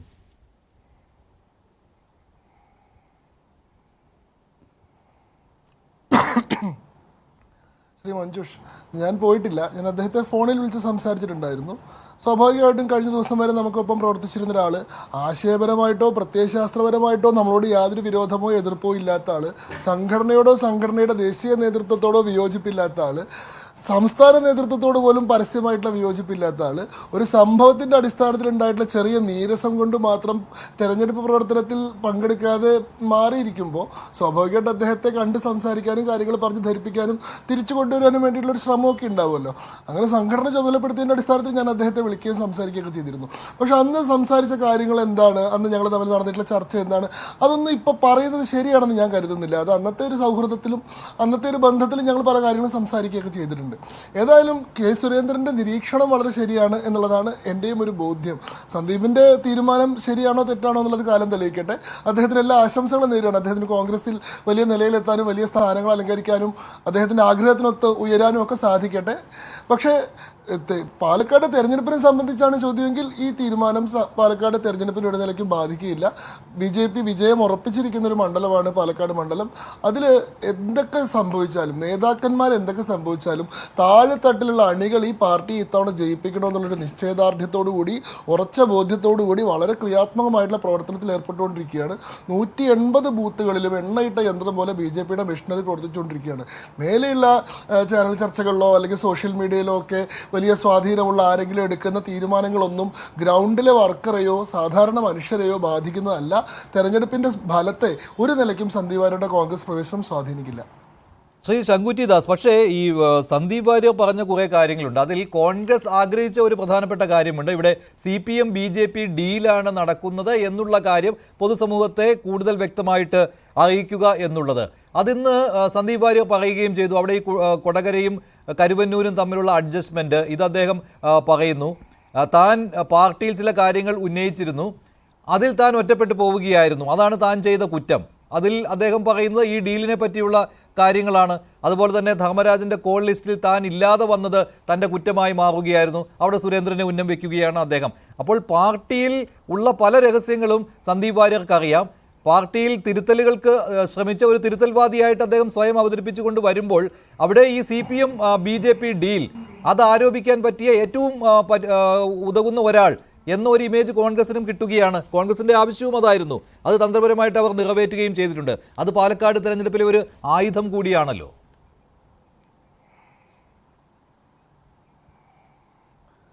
നോക്കൂ, അതൊക്കെ ഇപ്പൊ സന്ദീപ് കോൺഗ്രസിൽ ചേർന്നുകൊണ്ട് പറയുന്ന കാര്യങ്ങളല്ലേ. ഇത്രയും കാലം സന്ദീപിന് അങ്ങനത്തെ ഒരു ആരോപണം ഉണ്ടായിരുന്നില്ലല്ലോ. സന്ദീപ് ഞാൻ പറയുന്നതിൻ്റെ ഇടയിൽ ആദ്യം സന്ദീപ് എനിക്ക് തോന്നുന്നു ഈ ഫേസ്ബുക്ക് പോസ്റ്റ് സന്ദീപ് ഇടുന്നത് ഈ 3-ാം തീയതിയാണ്. ആ ഫേസ്ബുക്ക് പോസ്റ്റ് ഇട്ട് കഴിഞ്ഞിട്ട് തന്നെ ഇപ്പോൾ 13 ദിവസങ്ങൾ കഴിഞ്ഞു. ആ ഫേസ്ബുക്ക് പോസ്റ്റിൽ പറയുന്നു കഴിഞ്ഞ ഒരാഴ്ചയായിട്ട് ഞാൻ നീരസത്തോടു കൂടി മാറിയിരിക്കുകയാണെന്ന് പറയുന്നുണ്ട്. അപ്പോൾ ഏതാണ്ട് ഒരു 3 ആഴ്ചയായിട്ട് ഒരു 20 ദിവസത്തോളമായിട്ട് സന്ദീപ് വാര്യർ BJPയിൽ നിന്ന് നേതൃത്വത്തോടെ അകന്ന് അദ്ദേഹത്തിൻ്റെ വീട്ടിലിരിക്കുകയാണ്. ഈ സമയത്തൊന്നും സന്ദീപ് വാര്യർക്ക് BJPയോട് യാതൊരു തരത്തിലുള്ള എതിർപ്പുമില്ല. അദ്ദേഹത്തിന് നരേന്ദ്രമോദിയോ അമിത്ഷായോ യോഗി ആദിത്യനാഥോ ഉൾപ്പെടുന്ന ദേശീയ നേതൃത്വത്തോട് യാതൊരു അഭിപ്രായ വ്യത്യാസമില്ല. BJPയെ നയിക്കുന്ന സംഘം, രാഷ്ട്രീയ സ്വയം സേവക സംഘം എന്ന RSSനെ പറ്റിയിട്ടോ അതിന്റെ പ്രത്യയശാസ്ത്രത്തെ പറ്റിയിട്ടോ അതിർക്ക് ഏകാധിപത്യത്തോടുള്ള എതിർപ്പ് എന്ന് അദ്ദേഹം തുടക്കം മുതൽ തന്നെ വ്യക്തമാക്കുന്നതായിരുന്നു. അതാണ് അദ്ദേഹം പുറത്തേക്ക് പ്രകടിപ്പിച്ചത്. അപ്പോൾ സ്വാഭാവികമായിട്ടും BJP വിട്ടു പോകുമ്പോൾ BJPയുടെ നയങ്ങളെയും പ്രത്യയശാസ്ത്രത്തെയും അദ്ദേഹത്തിന് എതിർത്ത് പറയണം. അതിൽ RSSന്റെ പ്രത്യയശാസ്ത്രവും ഉൾപ്പെടും. അത് അദ്ദേഹത്തിന് എതിർത്ത് പറയണം. അത് അദ്ദേഹം ആ എതിർപ്പ് പ്രകടിപ്പിക്കുകയും ചെയ്യുന്നുണ്ട്. പക്ഷെ അദ്ദേഹത്തിന് ബേസിക് ആയിട്ടുള്ള എതിർപ്പ് എന്ന് പറയുന്നത് സുരേന്ദ്രനും സംഘവും എന്നുള്ള കാര്യമാണ്. അതുപോലും അദ്ദേഹം രണ്ടാമത്തെ ഘട്ടത്തിലാണ് പറഞ്ഞത്. സന്ദീപ് വാര്യരുടെ ആദ്യത്തെ ഫേസ്ബുക്ക് പോസ്റ്റ് നിങ്ങൾ ആലോചിക്കുന്നുണ്ടെങ്കിൽ ആ ഫേസ്ബുക്ക് പോസ്റ്റ് C കൃഷ്ണകുമാർ എന്ന് പറയുന്ന BJPയുടെ സ്ഥാനാർത്ഥിക്കെതിരെ മാത്രമാണ്. C കൃഷ്ണകുമാറും ഒരു സംഘവും പാലക്കാട് പാർട്ടിയെ ഹൈജാക്ക് ചെയ്തിരിക്കുന്നു. K സുരേന്ദ്രൻ പറഞ്ഞിട്ട് പോലും തനിക്ക് വേദിയിൽ ഇടം തന്നില്ല. K സുരേന്ദ്രനെതിരെ എനിക്ക് യാതൊരു ആക്ഷേപവുമില്ല, അദ്ദേഹം എന്നെ എല്ലാ കാലത്തും പ്രൊട്ടക്ട് ചെയ്തിട്ടുണ്ട് എന്നൊക്കെയാണ് ആ സമയത്ത് സന്ദീപ് വാര്യർ പറഞ്ഞത്. അതിനുശേഷം അദ്ദേഹത്തിന് പാർട്ടിയിൽ നിന്ന് ആ രീതിയിൽ ഉദ്ദേശിച്ച പോലെയുള്ള ഒരു തിരിച്ചു വിളിക്കലോ ആ രീതിയിൽ ഒരു ഇടപെടലോ ഒന്നും ഉണ്ടാവുന്നില്ലെന്ന് കണ്ടപ്പോൾ അദ്ദേഹം K സുരേന്ദ്രനെതിരെയും പറയുന്നു. അപ്പോൾ അദ്ദേഹം പാർട്ടിക്കെതിരെ പറയുന്നില്ല. ഇപ്പോൾ അദ്ദേഹം കോൺഗ്രസിൽ ചേർന്നതിന് ശേഷം അദ്ദേഹം പറയുന്നു കൊടകരയും കരുവന്നൂരും കൂടി ഡീലുണ്ട്, CPMും BJPയും തമ്മിൽ ഡീലാണ്. ഇദ്ദേഹം CPMിലേക്കാണ് പോയിരുന്നെങ്കിൽ അദ്ദേഹം ഇതല്ലല്ലോ പറയാം. അദ്ദേഹം അവിടേക്ക് പോകാനുള്ള ശ്രമം നടത്തിയിരുന്നല്ലോ. അതായത് അദ്ദേഹം BJP വിടാൻ ഉദ്ദേശിച്ചതിന് ശേഷം മറ്റെവിടേക്കാണ് പോകേണ്ടതെന്ന് അദ്ദേഹം ആലോചിച്ചു. രണ്ട് കൂട്ടരും കൊടുത്തിട്ടുള്ള ഓപ്ഷൻസൊക്കെ അദ്ദേഹം വേ ചെയ്തു. അതിൽ ഇപ്പോൾ AK ബാലനാണ് പറഞ്ഞത് ക്രിസ്റ്റൽ ക്ലാരിറ്റിയുള്ള സഖാവായി മാറും സന്ദീപ് എന്ന്. MP രാജേഷ് സന്ദീപുമായിട്ട് ഫോണിൽ സംസാരിക്കുകയും മറ്റുമൊക്കെ ഉണ്ടായിട്ടുണ്ട്. ഇവിടുത്തെ പാലക്കാടുള്ള ജില്ലാ ഘടകമൊക്കെ സന്ദീപ് വാര്യർ ഞങ്ങളിലേക്ക് വരികയാണ് എന്നുള്ളൊരു ബോധ്യത്തോടു കൂടി കഴിഞ്ഞ കുറച്ച് ദിവസങ്ങളിൽ പ്രതികരിക്കുന്നുണ്ടായിരുന്നു. പക്ഷേ എല്ലാവരും സർപ്രൈസ് ചെയ്തുകൊണ്ടാണ് അവസാന നിമിഷത്തിൽ സന്ദീപ് വാര്യർ കോൺഗ്രസിലേക്ക് പോകുന്നത്. കോൺഗ്രസ് ഒരു ബെറ്റർ ആയിട്ടുള്ള ഓഫർ കൊടുത്തു. CPM കൊടുത്തതിനേക്കാൾ മെച്ചപ്പെട്ട ഒരു ഓഫർ. അത് ഏതാണ്? എനിക്ക് മനസ്സിലാക്കാൻ കഴിയുന്നത് CPMന് പിന്നീട് താല്പര്യക്കുറവുണ്ടായി എന്നാണ്. CPMന് താല്പര്യക്കുറവുണ്ടായി. ശ്രീ N ശ്രീകുമാർ ആർക്കും വേണ്ടാത്ത ഒരു നേതാവിനെ സ്വന്തം പാളയത്തിലേക്ക് ആനയിച്ചിട്ട് ക്രിസ്റ്റൽ ക്ലിയർ എന്ന് പറയുന്നതിൽ എന്തർത്ഥമാണ് ഉള്ളത്? ഇപ്പോൾ സരിൻ പോയപ്പോൾ ഒന്നും സംഭവിക്കാൻ പോകുന്നില്ല, എന്തായാലും ഒരു ഇല കൊഴിയുന്നത് പോലെയോ അങ്ങനെ എന്തോ ഉള്ളൂ എന്ന് സുധാകരൻ പറഞ്ഞ പോലെ BJPയും അങ്ങനെ കണക്കാക്കുകയാണ് സന്ദീപ് വാര്യരെ. അപ്പോൾ എന്ത് നേട്ടമാണ് നിങ്ങൾ ഉണ്ടാക്കാൻ പോകുന്നത്? ഇന്നലെ വരെ പ്രധാനമന്ത്രി നരേന്ദ്രമോദിക്കും അമിത്ഷായ്ക്കും വേണ്ടി വാചാലനായിരുന്നയാൾ, പിങ്കിമോളെന്നും പപ്പുമോനെന്നും ആവർത്തിച്ച് ചാനൽ ചർച്ചകളിലും സോഷ്യൽ മീഡിയ പ്ലാറ്റ്ഫോമുകളിലും പറഞ്ഞിരുന്നയാൾ ഒറ്റ രാത്രി കൊണ്ട് കോൺഗ്രസ് പാളയത്തിൽ എത്തുമ്പോൾ അത് ബുദ്ധിമുട്ടല്ലേ ഉണ്ടാക്കുക കൂടുതലായിട്ടും കോൺഗ്രസിനെ? നോക്കൂ മഞ്ജുഷേ, BJPയുടെ സംസ്ഥാനത്തെ വളരെ ശ്രദ്ധിക്കപ്പെട്ട ഒരു മുഖമായിരുന്നു സന്ദീപ് വാര്യർ. അദ്ദേഹം BJP വിട്ട് കോൺഗ്രസിൽ വരുമ്പോൾ അത് രാഷ്ട്രീയമായിട്ട് BJPക്ക് ഒരു ക്ഷീണം തന്നെയാണ്, സംശയമില്ല. അദ്ദേഹം അധികാരമുള്ള BJPയിൽ നിന്ന് അധികാരമില്ലാത്ത കോൺഗ്രസിലേക്കാണ് വരുന്നത്. അത് ആലോചിക്കണം. അദ്ദേഹം ഇന്ന് പറഞ്ഞത് സംഘപരിവാർ ആശയങ്ങളെ ഞാൻ തള്ളിക്കളയുന്നു എന്നാണ്. അപ്പൊ സംഘപരിവാർ ആശയങ്ങളെ പൂർണ്ണമായും തള്ളിക്കളഞ്ഞുകൊണ്ട് കോൺഗ്രസിന്റെ മൂവർണ്ണത്തിലേക്ക് ഞാൻ വരുന്നു എന്ന് പറയുന്നു. അതാണ് കോൺഗ്രസ് ആഗ്രഹിച്ചത്, അതാണ് CPM ആഗ്രഹിച്ചത്. നയം വ്യക്തമാക്കുന്നത് CPM പറഞ്ഞല്ലോ, അത് ഈ നയമാണല്ലോ ഒന്ന്. രണ്ടാമത്തെ കാര്യം അദ്ദേഹം എന്താ പറഞ്ഞത്? കോൺഗ്രസിന്റെ ഒരു മുദ്രാവാക്യമുണ്ട്, അത് രാഹുൽ ഗാന്ധി ഉയർത്തിയ മുദ്രാവാക്യമാണ്. സന്ദീപ് വാര്യർ രാഹുൽ ഗാന്ധിയെ ആക്ഷേപിച്ചു എന്നാണ് ഇന്ന് CPM BJP നേതാക്കളൊക്കെ പറയുന്നത്. രാഹുൽ ഗാന്ധി കൊണ്ടുവന്ന മുദ്രാവാക്യം എന്താണ്? വെറുപ്പിന്റെ കടയിൽ നിന്നും സ്നേഹത്തിന്റെ കട തുറന്നു. സന്ദീപ് വാര്യർ എന്താ പറഞ്ഞത്? വെറുപ്പിന്റെ കടയിൽ നിന്നും ഞാനിതാ സ്നേഹത്തിന്റെ കടയിലേക്ക് വരുന്നു. പിന്നെ ഒറ്റ ദിവസം കൊണ്ട് അങ്ങനെ ഒരു കട തുറക്കാൻ പോയില്ലേ? അധികാരത്തിന് വേണ്ടി വന്ന ഒരാളല്ലാതെ പിന്നെ എന്താണ്? ആർക്കും വേണ്ടാതെ വന്ന ഒരാൾ എന്ന് തന്നെ പറയേണ്ടി വരും. BJP-യിൽ അദ്ദേഹത്തിനുള്ള പ്രശ്നവും ഈ സുരേന്ദ്രൻ എന്നൊരു വ്യക്തിയെ കേന്ദ്രീകരിച്ചുള്ളതായിരുന്നു. അപ്പോൾ ഒറ്റ ദിവസം കൊണ്ട് വന്ന് ഞാനിതാ സ്നേഹത്തിന്റെ കട തുറക്കാൻ പോവുകയാണെന്ന് പറയുമ്പോൾ ഇന്നലെ വരെ അദ്ദേഹം പറഞ്ഞ കാര്യങ്ങളെല്ലാം നള്ളിഫൈ ചെയ്യണമെന്നാണോ? നോക്കൂ മഞ്ജുഷേ, നിങ്ങളുടെ ന്യൂസ് 18 ചാനലിന്റെ ഒരു രാഷ്ട്രീയ താല്പര്യം എനിക്കറിയാം. പക്ഷേ നിങ്ങളൊരു കാര്യം ഒന്ന് ആലോചിച്ച് നോക്കൂ. ഒരാള് ഒരു രാഷ്ട്രീയ പാർട്ടിയിൽ നിന്നും മറ്റൊരു രാഷ്ട്രീയ പാർട്ടിയിലേക്ക് വരുമ്പോൾ ഓരോ ദിവസവും ചർച്ച നടത്തിയിട്ടാണോ വരുന്നത്? വളരെ രഹസ്യമായിട്ടേ വരുന്നുള്ളൂ. എല്ലാവരും അങ്ങനെയാ പോകുന്നത്. ഒറ്റ രാത്രി കൊണ്ട് സരിൻ CPM-ലെ മുന്നണി സ്ഥാനാർത്ഥിയാകാൻ പോയില്ലേ? അന്ന് നമ്മൾ എന്താ പറഞ്ഞത്? ഒറ്റ രാത്രി കൊണ്ട് സരിൻ മറുകണ്ഠം ചാടി. ഈ ഒരു രാഷ്ട്രീയ പാർട്ടിയിൽ നിന്നും മറ്റൊരു രാഷ്ട്രീയ പാർട്ടിയിലേക്ക് ആര് പോയാലും അതിന് അതിൻ്റെതായ ന്യായീകരണവും വിമർശനവും ഉണ്ടാകും. അത് രാഷ്ട്രീയ പാർട്ടികളുടെ കടമയാണ്. പക്ഷെ ഇവിടെ ഞാൻ പറഞ്ഞത്, ഒരാൾ തനിക്കൊരു MLA ആകാൻ ആഗ്രഹമുണ്ടെന്നും അത് സാധിച്ചു തരണമെന്നും പറഞ്ഞുകൊണ്ട് പോകുന്നതും അധികാര രാഷ്ട്രീയത്തിൽ നിന്നും അധികാരമില്ലാത്ത, കേന്ദ്രത്തിനും കേരളത്തിനും അധികാരമില്ലാത്ത ഒരു പ്രസ്ഥാനത്തിലേക്ക് വരുന്നതും തമ്മിലുള്ള വ്യത്യാസമുണ്ട്. രണ്ടാമത്തെ കാര്യം എന്താണ്? ഇപ്പൊ BJP-യിൽ നിന്നും ഒരാൾ കോൺഗ്രസിലേക്ക് വരുമ്പോൾ അദ്ദേഹത്തിന് ഉണ്ടാകാവുന്ന ആ പാർട്ടി മാറുമ്പോൾ ഉണ്ടാകാവുന്ന ചില വൈഷമ്യങ്ങളുണ്ട്. പക്ഷെ വ്യക്തിപരമായിട്ട് ഒരാൾക്ക് ഒരു പാർട്ടിയിൽ വല്ലാതെ ദ്രോഹ നടപടികൾ നേരിടേണ്ടി വരുമ്പോൾ അദ്ദേഹത്തിന് അരിശം കൂടും. സംശയമില്ലാത്ത കാര്യമാണ്. അങ്ങനെ അരിശം വരുമ്പോൾ ചിലർ അവിവേകം കാണിക്കും, ചിലരത് സ്വബുദ്ധി പ്രയോഗിച്ചുകൊണ്ട് തനിക്ക് പറ്റിയ പാർട്ടി ഏതാണ് ഉള്ള രീതിയിലേക്ക് വരും. ശ്രീകുമാർ, ഞാൻ ഒരു രാഷ്ട്രീയവും പറയുന്നതല്ല, ഒരു രാഷ്ട്രീയ താല്പര്യത്തിന്റെ അടിസ്ഥാനത്തിലുമല്ല. സന്ദീപ് വാര്യരുമായിട്ട് വളരെ അടുത്ത ബന്ധം സൂക്ഷിക്കുന്ന ഒരാൾ കൂടിയാണ് ഞാൻ താങ്കളൊരു ചോദ്യം ചോദിച്ചോട്ടെ. ഇപ്പോൾ കോൺഗ്രസിൽ ഇതേ വിഷമാവസ്ഥയില്ലേ? സന്ദീപ് വാര്യർക്ക് എന്താണ് അവിടെ പറ്റിയത്? ഇവിടെ ആനന്ദ് കൊച്ചുകൂടി പറയുന്നുണ്ടായിരുന്നു, പാലക്കാട് സീറ്റ് അവിടെ മത്സരിക്കാൻ ആഗ്രഹിച്ചിരുന്നു, അത് കിട്ടിയില്ല എന്ന്. കോൺഗ്രസിൽ സമാന മനസ്കരായ എത്രയോ ആൾക്കാരുണ്ട്, അവർക്കും മത്സരിക്കാൻ സീറ്റുകളില്ല. അതുപോലെ തന്നെ അവർക്ക് ഒരു DCC തലത്തിലേക്ക് ഉയരാൻ പറ്റാത്ത ആളുകളുണ്ട്. അപ്പോൾ ഇതെല്ലാമുള്ള, അതാണല്ലോ കെ മുരളീധരൻ കഴിഞ്ഞ ദിവസം പറഞ്ഞത്, ഇവിടെ തന്നെ ഒരുപാട് പ്രശ്നങ്ങളുണ്ട്, ഇനി ഒരു പുതിയ ആൾ കൂടി വന്നാലെന്ന്. അത് തന്നെ അപ്പോൾ BJP-യിൽ അദ്ദേഹം അനുഭവിച്ച അതേ കാര്യങ്ങൾ തന്നെ ഇവിടെയും അനുഭവിക്കാൻ പോവുകയാണ്. അവിടെ ഒന്നും ഒരു പ്രത്യയശാസ്ത്രത്തിന്റെ പ്രശ്നമോ നയത്തിന്റെ പ്രശ്നമോ അല്ല, എന്ത് കിട്ടും എന്നുള്ള മോഹമാണ്. നമുക്ക് മഞ്ജുഷ, നിങ്ങളൊരു കാര്യം മനസ്സിലാക്കൂ. രാഷ്ട്രീയത്തിൽ വർത്തമാന കാലത്തിനാണ് പ്രസക്തി. ഒരു നിർണായക നിമിഷത്തിൽ, പാലക്കാട് ഉപതെരഞ്ഞെടുപ്പ് എന്ന നിർണായക നിമിഷത്തിൽ BJP-യിലെ ഒരു പ്രമുഖനെ കോൺഗ്രസിലേക്ക് കൊണ്ടുവരിക എന്നുള്ളതാണ് ഈ ദിവസങ്ങളിലെ ഏക സംസാര വിഷയം. അതാണ് ഈ ദിവസങ്ങളിലെ ഏക വിഷയം. നാളെ സന്ദീപ് വാര്യർക്ക് എന്തുണ്ടാകും എന്നുള്ളത് ഇപ്പൊ പ്രസക്തമല്ല. ഇപ്പോഴത്തെ സാഹചര്യം എന്താണ്? BJP-ക്ക് കനത്ത അടി കൊടുത്തു. CPM-നെ ചമ്മലുണ്ടാക്കുന്ന രീതിയിൽ ഒരു തന്ത്രം കോൺഗ്രസ് ആവിഷ്കരിച്ചു. ഞാനത് നേരത്തെ പറഞ്ഞത് പൂർത്തിയാക്കിക്കോട്ടെ. അപ്പൊ സന്ദീപ് വാര്യർ ആദ്യം സംഘപരിവാർ ആശയങ്ങളെ പൂർണ്ണമായും തള്ളിക്കളഞ്ഞു. 2, രാഹുൽ ഗാന്ധിയുടെ മുദ്രാവാക്യം അംഗീകരിച്ചു. 3, BJP-യുടെ ഏറ്റവും പ്രധാനപ്പെട്ട മുദ്രാവാക്യത്തിന് വേണ്ടി നിരന്തരം പ്രസംഗിച്ച് നടന്ന ഒരാളാണ് സന്ദീപ് വാര്യർ. എന്താണ് ആ മുദ്രാവാക്യം? കോൺഗ്രസ് മുക്ത ഭാരതം.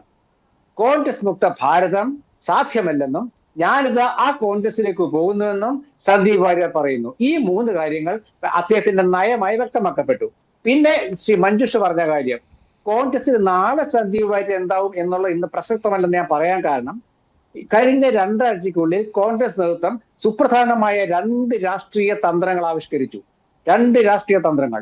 ഒന്ന്, ചേലക്കര ഉപതെരഞ്ഞെടുപ്പ് നടക്കുന്നതിന് മുമ്പ് സംസ്ഥാന കമ്മ്യൂണിസ്റ്റ് മന്ത്രിസഭയിൽ ഒരു പട്ടികജാതിക്കാരനായ മന്ത്രി ഉണ്ടായിരുന്നത് ഒഴിവാക്കി കമ്മ്യൂണിസ്റ്റ് പാർട്ടി എന്ന് കോൺഗ്രസിന്റെ നേതാവ് ശ്രീ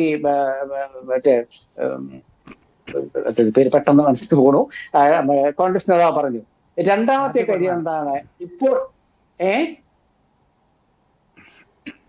കോൺഗ്രസ് നേതാവ് പറഞ്ഞു, പെട്ടെന്ന് മനസ്സിൽ പേരൊക്കെ പോയത്, അതുകൊണ്ടാണ്. കോൺഗ്രസ് നേതാവ് പറഞ്ഞു. രണ്ടാമത്തെ കാര്യം എന്താണെന്ന് വെച്ചാൽ, ഇന്ന് അതായത് ഈ പാലക്കാട്ടെ തെരഞ്ഞെടുപ്പിലെ നിർണായക നിമിഷത്തിൽ വോട്ടെടുപ്പിന് 2 ദിവസം മാത്രം ബാക്കിയുള്ളപ്പോൾ BJP-യുടെ ഏറ്റവും പ്രമുഖനായ ഒരു മുഖം, അദ്ദേഹം നേതാവാണോ അല്ലെങ്കിൽ വക്താവാണോ അതൊന്നല്ല വിഷയം. സംസ്ഥാന കമ്മിറ്റി അംഗമായിരുന്നല്ലോ. അപ്പൊ ഇന്ന് ഏതോ ഒരു ചാനൽ ചർച്ചയിലെ ഒരു നേതാവ് പറയുന്നത് കേട്ടു അദ്ദേഹം വെറും സംസ്ഥാന കമ്മിറ്റി അംഗമാണ്. അപ്പൊ BJP-യിലെ സംസ്ഥാന കമ്മിറ്റി അംഗത്തിന് വിലയില്ലെന്ന് ചോദിക്കാതെ ഇപ്പൊ ഇവിടെ ആ ആൾ ഇവിടെ ഇല്ലാത്തതുകൊണ്ട് ചോദിക്കുന്നില്ല. അപ്പൊ BJP-യുടെ ഒരു മുഖത്തെ കോൺഗ്രസ് ആരും അറിയാതെ BJP നേതാക്കൾ എന്താ തീരുമാനിച്ചത്? ആ ദിവസം സന്ദീപ് വാര്യർ പിണങ്ങി നിന്ന ദിവസം RSSന്റെ നേതാവ് അവിടെ പോയല്ലോ. ഒന്ന്. രണ്ടാമത്തെ ദിവസം എന്താ ആരാ പോയത്? BJP-യുടെ സംസ്ഥാന വക്താവായിരുന്ന ശിവശങ്കരൻ പോയല്ലോ. പിന്നെ ഒരുപാട് നേതാക്കൾ അദ്ദേഹത്തെ നിരന്തരം ബന്ധപ്പെട്ടു. അപ്പൊ ഇവരൊക്കെ ബന്ധപ്പെട്ടതെന്തിനാ? പിടിച്ചു നിർത്താനല്ലേ? അവരെയൊക്കെ കബളിപ്പിച്ചുകൊണ്ട് തങ്ങളുടെ ഒപ്പം വന്നാലും സ്വീകരിക്കുമെന്ന് പറഞ്ഞ് കേന്ദ്ര കമ്മിറ്റി അംഗമാ പറഞ്ഞ AK ബാലൻ കേന്ദ്ര കമ്മിറ്റി CPM-ന്റെ അദ്ദേഹം പറഞ്ഞു ഞങ്ങളുടെ ഒപ്പം വന്നാൽ സ്വീകരിക്കാമെന്ന്. ഇവരൊക്കെ പറഞ്ഞുകൊണ്ട് ഇവരെയൊക്കെ കബളിപ്പിച്ചും ഇവരെയൊക്കെ പറ്റിച്ചും ഇവർക്കൊക്കെ ലജ്ജയുണ്ടാക്കിക്കൊണ്ടും കോൺഗ്രസ് ഒരു സുപ്രധാന രാഷ്ട്രീയ തന്ത്രം ആവിഷ്കരിച്ചു. ഒരു സംശയമില്ല കാര്യത്തിൽ ശ്രീ എൻ ശ്രീകുമാർ, ഞാൻ അതിനോട് യോജിക്കുകയാണ്. കോൺഗ്രസിന്റെ ഒരു വലിയ രാഷ്ട്രീയ തന്ത്രം അത് വിജയം കണ്ടു എന്ന കാര്യത്തിൽ യാതൊരു സംശയവുമില്ല. എതിരാളികൾക്ക് വലിയൊരു അടി കിട്ടുകയും ചെയ്തിട്ടുണ്ട് കോൺഗ്രസിന്റെ ഈ രാഷ്ട്രീയ തന്ത്രത്തിൽ. ഞാൻ ചോദിച്ചത് സന്ദീപ് വാര്യർക്ക് എന്ത് കിട്ടും എന്നുള്ളതിൽ ഞാൻ മറ്റൊരു അർത്ഥം കൂടി കണ്ടിരുന്നു. BJP-യിൽ നിരാശനായ സന്ദീപ് വാര്യർ കോൺഗ്രസിലും നിരാശനാവുകയില്ലേ എന്നുള്ള ചോദ്യമാണ്. അതാണ് K മുരളീധരൻ ഉന്നയിച്ചതും. സ്നേഹത്തിന്റെ കട തുറക്കുന്നതൊക്കെ കൊള്ളാം, പക്ഷേ ഈ കട തുറന്നു തന്നെ ഇരിക്കണം എന്ന് അദ്ദേഹം പറഞ്ഞു. ഞാൻ താങ്കളിലേക്ക് വരാം. Shri Jacob George, N Sreekumar നടത്തിയ വളരെ പ്രധാനപ്പെട്ട ഒരു നിരീക്ഷണമാണല്ലോ. അവിടെ ഒരു രാഷ്ട്രീയ തന്ത്രജ്ഞത, അതിൽ കോൺഗ്രസ് വിജയിക്കുകയായിരുന്നു. അങ്ങനെയാണെങ്കിൽ അവിടെ മാർക്ക് കൊടുക്കേണ്ടത് VD സതീശനുമാണ്. അദ്ദേഹത്തിന്റെ തന്ത്രമാണ് വിജയിച്ചത്. പാലക്കാട് രാഹുൽ മാങ്കൂട്ടത്തിന് തോൽവി സംഭവിക്കുകയാണെങ്കിൽ അതിൻ്റെ ഉത്തരവാദിത്വം സ്വാഭാവികമായിട്ടും VD സതീശനിലാണ് വന്ന് ഭവിക്കാൻ പോകുന്നത്. അപ്പോൾ ഏത് തന്ത്രവും അദ്ദേഹം അവിടെ ആവിഷ്കരിക്കും. അതിൽ അദ്ദേഹത്തിൻ്റെ ഒരു പ്രധാനപ്പെട്ട വിജയമായി BJP-യുടെ ഒരു മുഖത്തെ കോൺഗ്രസ് പാളയത്തിലേക്ക് കൊണ്ടുവരുന്നു എന്നുള്ളത്. സംശയമുണ്ടോ ഇക്കാര്യത്തിൽ? അല്ല, ഞാൻ ഈ കാര്യത്തിലെ ശ്രീകുമാർ പറഞ്ഞതിനോട് യോജിക്കുന്നു. രാഷ്ട്രീയമായി തന്ത്രപരമായി തീർച്ചയായിട്ടും അത് കോൺഗ്രസിൻ്റെ വിജയം തന്നെയാണ്, സംശയമില്ല. BJP-ക്ക് ഈ തെരഞ്ഞെടുപ്പ് മുഖത്തേറ്റ ഏറ്റവും വലിയ തിരിച്ചടിയും കൂടെയാണ്. അവരുടെ പ്രധാനപ്പെട്ട മുഖമാണ്. ടെലിവിഷൻ ചർച്ചകളിൽ വൈകുന്നേരം നമ്മളോടൊപ്പം ഇരുന്ന് പങ്കെടുക്കുന്ന എന്നെയൊക്കെ ചീത്ത വിളിച്ചിട്ടുള്ള ഒരാളാണ് സന്ദീപ് വാര്യർ. അത് ശരിയാണ്, ശ്രീകുമാറും കേട്ടിട്ടുണ്ടാവും അദ്ദേഹത്തിൻ്റെ ഭാഷണം. പക്ഷെ സന്ദീപ് വാര്യർ BJP-ക്ക് പറ്റിയ ആളായിരുന്നു. BJP-യുടെ RSSന്റെ അകത്തുകൂടി വളർന്ന ഒരു തനത് BJP നേതാവ്. അങ്ങനെ ഒരാളെ കോൺഗ്രസ് VD സതീശനും കൂട്ടിനും തട്ടിക്കൊണ്ടു പോകുമെന്ന് പറഞ്ഞാൽ കേരളത്തിൽ എന്ന് മാത്രമല്ല, അത് ദേശീയ തലത്തിൽ തന്നെ ചർച്ചാ ആകാവുന്ന ഒരു വിഷയമാണ്, സംശയമില്ല. ഇവിടെ ഇപ്പം നാളെ സന്ദീപ് വാര്യർ എന്ത് നേടും, എന്ത് സ്ഥാനം കോൺഗ്രസിന് കൊടുക്കും? കോൺഗ്രസ് അധികാരമില്ലാതെ നിൽക്കുന്ന, രണ്ടാം തവണയും പ്രതിപക്ഷത്ത് നിൽക്കുന്ന രാഷ്ട്രീയ കക്ഷിയാണ്. കേൾക്കാമോ? പറഞ്ഞോളൂ, കേൾക്കാം. ഹലോ, കേൾക്കാം ജേക്കബ് ജോർജ്, പറഞ്ഞോളൂ. രണ്ടാമതും പ്രതിപക്ഷത്തിരിക്കുന്ന കോൺഗ്രസ് തീർച്ചയായിട്ടും കോൺഗ്രസിൽ പോയാൽ എന്ത് കിട്ടും എന്നൊരു ചോദ്യമുണ്ട്, സ്വാഭാവികമാണ്. ഇവിടെ പക്ഷേ സന്ദീപ് വാര്യർക്ക് BJP രക്ഷയില്ലായിരുന്നു മഞ്ജുഷ്. സന്ദീപ് വാര്യർക്കെതിരെ മാത്രമല്ല, BJP-ക്കകത്ത് നടക്കുന്ന, കേരളത്തിൽ ഇതുവരെയും ഭരണം കിട്ടാത്ത, ഭരണത്തിൻ്റെ അടുത്തെങ്ങും എത്താത്ത, ഒരു പടി പോലും കടന്നു ചെല്ലാൻ കഴിയാത്ത, പ്രത്യേകിച്ച് പാലക്കാട്ട് തെരഞ്ഞെടുപ്പിൽ ജയിക്കാൻ സാധ്യതയുള്ള ഒരു സീറ്റിലെ തെരഞ്ഞെടുപ്പിൽ മുഖത്ത് നിൽക്കുമ്പോൾ പോലും ഗ്രൂപ്പ് വഴക്ക് നടത്തുന്ന ഒരു പാർട്ടിയുടെ സംസ്ഥാന ഘടകത്തിനകത്ത് നിന്ന് ഒരാളെ അടർത്തിക്കൊണ്ടുവരാൻ കോൺഗ്രസ് കഴിഞ്ഞു. അവിടെയും പടലപ്പിണക്കമായിട്ട് നിൽക്കുകയാണ് BJP-ക്കകത്തെ നേതാക്കന്മാർ. ഞാൻ അവരുടെ ഒന്നും പേര് പറയുന്നില്ല. ഞാൻ വ്യക്തമായിട്ട് എനിക്കറിയാം, സന്ദീപ് വാര്യർക്കെതിരെ ഒരു വലിയ വാരിക്കുഴി അവിടെ രൂപം കൊണ്ടിരുന്നു അദ്ദേഹത്തെ കൊടുക്കാൻ. ഞാൻ ഉദാഹരണം പറയട്ടെ, BL സന്തോഷ്. അദ്ദേഹം കേരളത്തിൽ BJP-യുടെ ഒരു പ്രഭാരിയായിട്ട് വന്ന സമയത്ത് സന്ദീപ് വാര്യരെയും ശോഭാ സുരേന്ദ്രനെയൊക്കെ ഒന്ന് ഒതുക്കിയതാണ്. പക്ഷേ പിന്നീട് പ്രകാശ് ജാവ്ദേക്കർ വന്നപ്പോൾ അവരെ വീണ്ടും തിരിച്ച് പാർട്ടിയുമായിട്ട് ഒത്തുതീർപ്പിലെത്തിച്ചു. കെ സുരേന്ദ്രൻ സന്ദീപ് വാര്യരെ ചേർത്ത് പിടിച്ചു കൊണ്ട് നടന്നു. ഈ കഴിഞ്ഞ വയനാട് തെരഞ്ഞെടുപ്പിൻ്റെ ആരംഭഘട്ടത്തിൽ വയനാട്ടിൽ കൊണ്ടുപോയി, പിന്നെ പാലക്കാട്ട് കൊണ്ടുവന്നു. അപ്പോൾ വീണ്ടും സുരേന്ദ്രനോടൊപ്പമുള്ള ചില നേതാക്കന്മാർ, ചില പ്രമുഖ നേതാക്കന്മാരാണ് സന്ദീപ് വാര്യർക്കെതിരെ യുദ്ധം പ്രഖ്യാപിച്ചത്.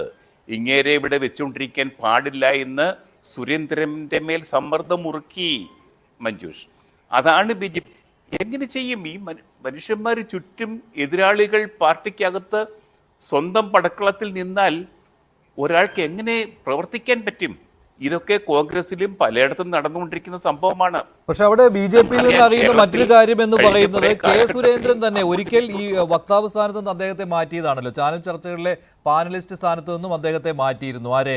സന്ദീപ് വാര്യരെ. പക്ഷേ അതിനുശേഷം തിരിച്ചു കൊണ്ടുവന്നതും ഇതേ കെ സുരേന്ദ്രനാണ്. അതേ ആൾക്കെതിരെയാണ് ഇപ്പോൾ അദ്ദേഹം ആരോപണം ഉന്നയിക്കുന്നതും. സുരേന്ദ്രന്റെ ഏകാധിപത്യം എന്നാണല്ലോ പറയുന്നത്. അപ്പോൾ സഹായിച്ച ആൾ തന്നെയാണ് കെ സുരേന്ദ്രൻ. അപ്പോൾ ഒരു കാരണം ഉണ്ടാക്കിയെടുക്കുകയായിരുന്നു സന്ദീപ് വാര്യർ ചെയ്തത്. അല്ല, സുരേന്ദ്രനെ ചാനൽ ചർച്ചകളിൽ നിന്ന് മാറ്റുന്നത് സുരേന്ദ്രനാണ്. ചാനൽ ചർച്ചകളിൽ നിന്ന് സന്ദീപ് വാര്യർ. താങ്കളുടെ ഓഡിയോയിൽ ചില പ്രശ്നമുണ്ട്, ഞാൻ താങ്കളിലേക്ക് വരാം. ശ്രീ ആനന്ദ് കൊച്ചുകുടി, പക്ഷേ ഇവിടെ CPM-ന് ഒരു അബദ്ധം പറ്റിയോ? ആദ്യം AK ബാലൻ കയറി അങ്ങോട്ട് സന്ദീപ് വാര്യർ മാന്യനാണ്, നട്ടലുള്ളവനാണ്, നിലവാരമുള്ളയാളാണ് എന്നൊക്കെ പറഞ്ഞ് ഒരു സ്വാഗതം ചെയ്യലാണല്ലോ ഉണ്ടായത്. പക്ഷേ അത് പിന്നീട് CPM-ൽ തന്നെ മേൽത്തട്ടിൽ അങ്ങനെ ഒരു വലിയ താല്പര്യം ഉണ്ടായില്ല.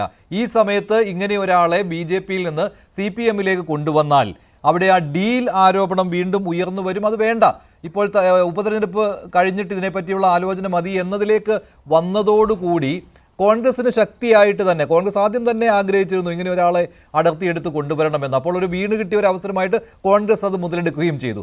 ഇപ്പോൾ പക്ഷേ CPM-ന് മറ്റൊരു അബദ്ധം കൂടി പറ്റിയിരിക്കുകയാണെന്ന് കോൺഗ്രസ് നേതാക്കൾ സതീശനും പറയുന്നുണ്ടായിരുന്നു. CPM എന്താണോ പറഞ്ഞത് അത് തന്നെയാണ് ഞങ്ങളുടെയും നിലപാട്. നല്ല നേതാവും നട്ടലുള്ള നേതാവുമാണ് സന്ദീപ് വാര്യർ. കാരണം ബാലൻ അത് പറഞ്ഞു പോയി. പക്ഷേ അവിടെ MP രാജേഷ് ഒരു തിരുത്തലുമായിട്ട് വന്നിരിക്കുകയാണ്, കാളിയന എന്ന് പറഞ്ഞുകൊണ്ട്. പക്ഷേ അത് യേശുന്നില്ലല്ലോ. CPM അങ്ങനെ ആദ്യം സ്വാഗതം ചെയ്ത് വെട്ടിലായി പോയിട്ടില്ല ഇവിടെ.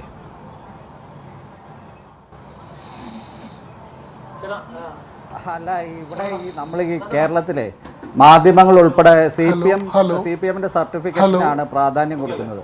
അതായത് CPM-കാർ ഒരു നേതാവിനെ സെക്യുലറായി പ്രഖ്യാപിച്ചാൽ അയാൾ സെക്യുലറാണ്, അയാൾ വർഗീയവാദിയാണെന്ന് പ്രഖ്യാപിച്ചാൽ അയാൾ വർഗീയവാദിയാണ്. ഇപ്പോൾ ദേശാഭിമാനി പത്രം നോക്കിയാൽ ചെന്നിത്തല പ്രതിപക്ഷ നേതാവായപ്പോൾ തൊട്ട് ചെന്നിത്തല സംഘിത്തലയായി. കെ സുധാകരൻ KPCC അധ്യക്ഷനായപ്പോൾ തൊട്ട് അദ്ദേഹത്തെ പല വിധത്തിൽ വക്രീകരിക്കുന്നു. എപ്പോഴും ഈ ദേശാഭിമാനിയിൽ അദ്ദേഹത്തെ RSS-ന്റെ കാക്കി ഷോർട്ട്സ് ഇട്ട് മാത്രമേ കാർട്ടൂൺ വരയ്ക്കാറുള്ളൂ. VD സതീശൻ്റെ കാര്യമാണെങ്കിൽ അദ്ദേഹം ഈ VD സവർക്കർ എന്ന രീതിയിലാണ്, VD സതീശനല്ല VD സവർക്കർ എന്ന രീതിയിലാണ് ദേശാഭിമാനി സതീശനെ അവതരിപ്പിക്കാറ്. അപ്പോൾ അത് ഈ CPM-ന്റെ ഈ വക്രീകരണം എല്ലാവരും വലിയ പ്രാധാന്യത്തോടെ കാണുന്ന ഒരു കാര്യമാണ്. പക്ഷേ ഈ കാര്യത്തിൽ CPM-ന് ഒരു എടുത്തുചാട്ടം ഉണ്ടായി. അത് സന്ദീപ് വാര്യർ CPM-ലേക്ക് തന്നെ വരും എന്ന ആത്മവിശ്വാസം. കാരണം നമ്മൾ കാണുന്നതാണ് കേരളത്തിൽ ഈ കഴിഞ്ഞ ലോക്സഭാ തെരഞ്ഞെടുപ്പിൽ കണ്ടല്ലോ, ഈ CPM-ന്റെ വോട്ടുകൾ നേരെ BJP-യിലേക്ക് പോകുന്നു. അതുപോലെ തന്നെ CPM-ന്റെ നേതാക്കൾക്ക് BJP-യിൽ നിന്ന് CPM-ലേക്കും പോകാവുന്ന രീതിയിലുള്ള ഒരു ഹിന്ദു വോട്ട് എന്ന രീതിയിൽ അതിനെ കാണുമ്പോൾ അങ്ങനെ ഒരു സാഹചര്യമാണ് അല്ലെങ്കിൽ സാധ്യതയാണ് പലരും മുന്നിൽ കണ്ടത്. പക്ഷേ അതല്ല സംഭവിച്ചത്. ഇവിടെ VD സതീശനെ പോലെ പഴയ സോഷ്യൽ എഞ്ചിനീയറിംഗ് കരുണാകരനെ പോലെ ചില പരിമിതമായ രീതിയിലെങ്കിലും സോഷ്യൽ എഞ്ചിനീയറിംഗിന് ശ്രമിക്കുന്ന VD സതീശൻ അദ്ദേഹത്തിന് കൂടെ ഇപ്പോൾ നല്ലൊരു ടീമുണ്ട്. ഇപ്പോൾ ഷാഫി പറമ്പിൽ മുതൽ താഴേക്ക് മാത്യു കുഴൽനാടൻ വരെയുള്ള ഒത്തിരി നല്ല കഴിവുള്ള നേതാക്കളുണ്ട്. അവരെല്ലാം പഴയ ഗ്രൂപ്പ് രീതിയിലല്ല, കുറച്ചുകൂടി ഒറ്റക്കെട്ടായിട്ടാണ്, രഹസ്യങ്ങൾ ചോരാത്ത രീതിയിലൊക്കെയാണ് അവർ കാര്യങ്ങൾ ഓപ്പറേറ്റ് ചെയ്യുന്നത്. അപ്പോൾ അവർ സന്ദീപ് വാര്യരെ കൊണ്ടുവന്നപ്പോൾ അത് ഏറ്റവും വലിയ അടിയായത് CPM-നാണ്. ഇതിൽ വേറൊരു കാര്യമുണ്ട്, പാലക്കാട് CPM-ൽ വലിയ അടിയാണ്. അവിടെ MP രാജേഷും NN കൃഷ്ണദാസും മുഖത്തോട് മുഖം നോക്കി സംസാരിക്കില്ല, അല്ലെങ്കിൽ അവർക്ക് അങ്ങോട്ടും ഇങ്ങോട്ടും ടോക്കിംഗ് ടേംസ് എന്ന് പറയില്ലേ, അങ്ങനെ പോലും അല്ല അവരുടെ കാര്യം. അവിടുത്തെ ജില്ലാ CPM-ന്റെ അവിടുത്തെ ജില്ലാ സെക്രട്ടറി സുരേഷ് ബാബു, അദ്ദേഹവും NN കൃഷ്ണദാസും തമ്മിൽ വലിയ വഴക്കാണ്. അദ്ദേഹം അവിടെ ഒരു പദ്ധതി ആവിഷ്കരിക്കാൻ നോക്കി. അതായത് അദ്ദേഹത്തിൻ്റെ സ്വന്തം സ്ഥലമായ ചിറ്റൂരിൽ കുടച്ചിഹ്നം വെച്ച് 70 വർഷമായിട്ട് കോൺഗ്രസ് മാത്രം ജയിക്കുന്ന ചിറ്റൂർ മുനിസിപ്പാലിറ്റിയിൽ സ്വതന്ത്രരെ പരീക്ഷിച്ച് അദ്ദേഹം ജയിപ്പിക്കാൻ അദ്ദേഹത്തിന് പറ്റി, സുരേഷ് ബാബുവിൽ. അത് തന്നെയാണ് അദ്ദേഹം സരിനെ കൊണ്ടുവന്ന് പാലക്കാട് ഒരു ശ്രമമായിട്ട് നടത്താൻ നോക്കിയത്. പക്ഷേ അദ്ദേഹത്തിൻ്റെ പാർട്ടിയിൽ നിന്ന് തന്നെ കൃഷ്ണദാസിനെ പോലെയുള്ളവർ പലതരത്തിലുള്ള പാരകളുമായിട്ട് ഇറങ്ങിയിരുന്നു. ഇതിപ്പോൾ ബാലനും കുറേ ദിവസം ബാലൻ ഓരോ ദിവസവും രാവിലെ തുടങ്ങുന്നത് എങ്ങനെയാണ്? അദ്ദേഹം കുളിച്ച് പൗഡറൊക്കെ ഇട്ട് ഈ ചാനലുകളുടെ മുന്നിൽ വന്നിട്ട് ഒരു പ്രസ്താവന അങ്ങോട്ട് ഇറക്കും. അപ്പോൾ നിങ്ങളെല്ലാവരും കോലുമായിട്ട് കോൺഗ്രസ്സുകാരുടെ അടുത്ത് പോയിട്ട്, കോലുമായിട്ടെന്ന് ഞാൻ പറഞ്ഞത് മുഖ്യമന്ത്രിയുടെ ഭാഷയാണ്, അല്ലെങ്കിൽ CPM-കാരുടെ ഭാഷയാണ്, തെറ്റിദ്ധരിക്കരുത്, ഞാനൊരു മാധ്യമപ്രവർത്തകനാണ്. അപ്പോൾ നിങ്ങളെല്ലാവരും പോയിട്ട് കോൺഗ്രസ്സുകാരോട് പ്രതികരണം തേടും. അങ്ങനെ CPM-ന് തുടക്കത്തിൽ കുറച്ചൊരു അജണ്ട സെറ്റ് ചെയ്യാൻ പറ്റിയിരുന്നു. പക്ഷേ അത് പെട്ടെന്നാണ് അതിൻ്റെ കാര്യങ്ങളെല്ലാം മാറി മറിഞ്ഞത്. അപ്പോൾ സരിൻ വന്ന് എന്തോ വലിയ സംഭവമാകും എന്നൊക്കെ കരുതിയിരുന്ന സുരേഷ് ബാബുവിന് ഉൾപ്പെടെ ഇപ്പോൾ എനിക്ക് തോന്നുന്നു ഇത് ഏത് രീതിയിലാണ് ഈ സ്ഥാനാർത്ഥിത്വം പോകുന്നത് എന്നുള്ളതിൽ സംശയമുണ്ട്. കാരണം ഇവിടെ മറ്റൊരു കാര്യമുണ്ട്. ഇന്ന് MP രാജേഷ് പറഞ്ഞ കാര്യം, മതനിരപേക്ഷത ഉയർത്തിപ്പിടിക്കുന്നവർക്ക് സന്ദീപ് വാര്യരെ അംഗീകരിക്കുവാൻ പറ്റുകയില്ല എന്നാണ്. പക്ഷേ അതിനിപ്പോൾ അർത്ഥമില്ലാതായി മാറിയിരിക്കുകയാണ്. നേരിട്ട് സന്ദീപ് വാര്യർ കോൺഗ്രസിലേക്ക് വരികയായിരുന്നുവെങ്കിൽ അങ്ങനെ CPM-ന് പറയാമായിരുന്നു, ഞങ്ങൾ ഒരിക്കലും BJP-യിൽ നിന്ന് ഒരാളെ ഇങ്ങോട്ട് സ്വീകരിക്കുകയില്ല എന്ന് പറയാമായിരുന്നു. പക്ഷേ അങ്ങനെയല്ല. സന്ദീപ് വാര്യർ നല്ലവനാണെന്നും നട്ടലുള്ളവരാണെന്നും പറഞ്ഞ സ്ഥിതിക്ക് പിന്നെ പറഞ്ഞു കുടുങ്ങി. അപ്പോൾ പിന്നെ MP രാജേഷിന്റെ ഈ വാക്കുകൾക്ക് എന്ത് വിലയുണ്ടാകാനാണ് അല്ലേ?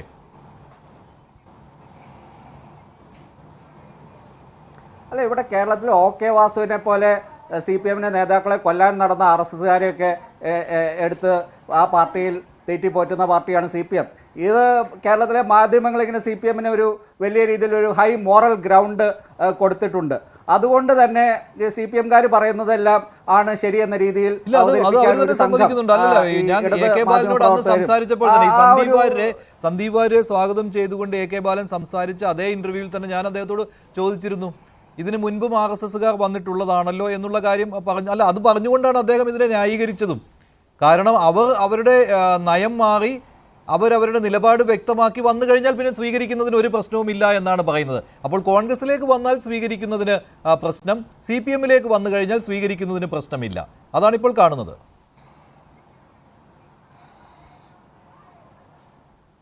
അല്ല, ഇത് CPM-ന്റെ ഇരട്ടത്താപ്പ് എനിക്ക് തോന്നുന്നു അത് ജനങ്ങൾ ആണ് വിലയിരുത്തേണ്ടത്. ഇപ്പോൾ CPM-ന് അവർ പറയുന്ന കാര്യങ്ങൾ അവർ മറ്റ് പാർട്ടികൾ, ഇപ്പോൾ CPM-കാർ അവരുടെ മതനിരപേക്ഷത എന്ന് പറയുന്നത് എന്താണ്? കോൺഗ്രസും BJP-യും തമ്മിൽ കോൺഗ്രസ് മൃദു ഹിന്ദുത്വമാണ് എന്ന് ഏറ്റുപറയുന്ന, അവർ പറയുന്ന കാര്യങ്ങൾ ഏറ്റുപറയുന്ന ഒരാൾ അവരുടെ രീതിയിൽ നോക്കിയാൽ മതനിരപേക്ഷവാദിയാണ്. അതായത് സരിനെ കോൺഗ്രസിൽ നിന്ന് കടമെടുത്തതിന് ശേഷം ഈ CPM-കാർ ചാനൽ ചർച്ചകളിൽ വന്ന് ഉരുവിടുന്ന 10 വാചകങ്ങളുണ്ട്. പണ്ട് MA ജോണൊക്കെ ഈ സൂക്തങ്ങൾ എന്ന് പറയുന്നത് പോലെ 10 വാക്യങ്ങൾ ഇവരെ കൊണ്ട് പഠിപ്പിക്കും, ഒരു പേപ്പറിൽ എഴുതി കൊടുത്തിട്ട്. ആ 10 സാധനങ്ങൾ ഒഴിവിട്ടാൽ നിങ്ങൾ മതനിരപേക്ഷവാദിയാവും, കറകളഞ്ഞ മതേതരത്വ സർട്ടിഫിക്കറ്റ് CPM നിങ്ങൾക്ക് തരും. അങ്ങനെ സരിനെ മതേതരത്വ വാദിയാക്കി എടുക്കാൻ പറ്റി. പക്ഷേ സന്ദീപിനെ എന്തുകൊണ്ടോ അത് പറ്റിയില്ല. എന്തായാലും അത് CPM ആണ് വിലയിരുത്തേണ്ടത്. അവരിങ്ങനെ പറഞ്ഞാൽ ഈ പറയുന്ന കാര്യങ്ങൾ അതിനൊരു ക്രെഡിബിലിറ്റി കിട്ടണമെങ്കിൽ അത് ഇങ്ങനെ ഇത് തന്നെ തുടർന്നാൽ ഇത് എത്ര കാലം ഇങ്ങനെ ക്രെഡിബിൾ ആയിട്ട് ഇത് പറയാൻ അവർക്ക് പറ്റുമെന്ന്. ശരി, ശ്രീ ശങ്കു ടി ദാസ്, എന്തായാലും N ശ്രീകുമാർ പറഞ്ഞതിനോട് യോജിക്കേണ്ടി വരും.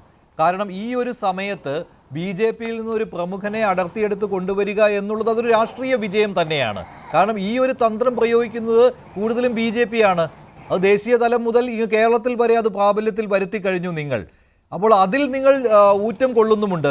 അപ്പോൾ പിന്നെ കോൺഗ്രസ് നടത്തിയിരിക്കുന്ന ഈ രാഷ്ട്രീയ തന്ത്രജ്ഞതയും അതിലെ വിജയവും അതും അംഗീകരിക്കേണ്ടി വരും.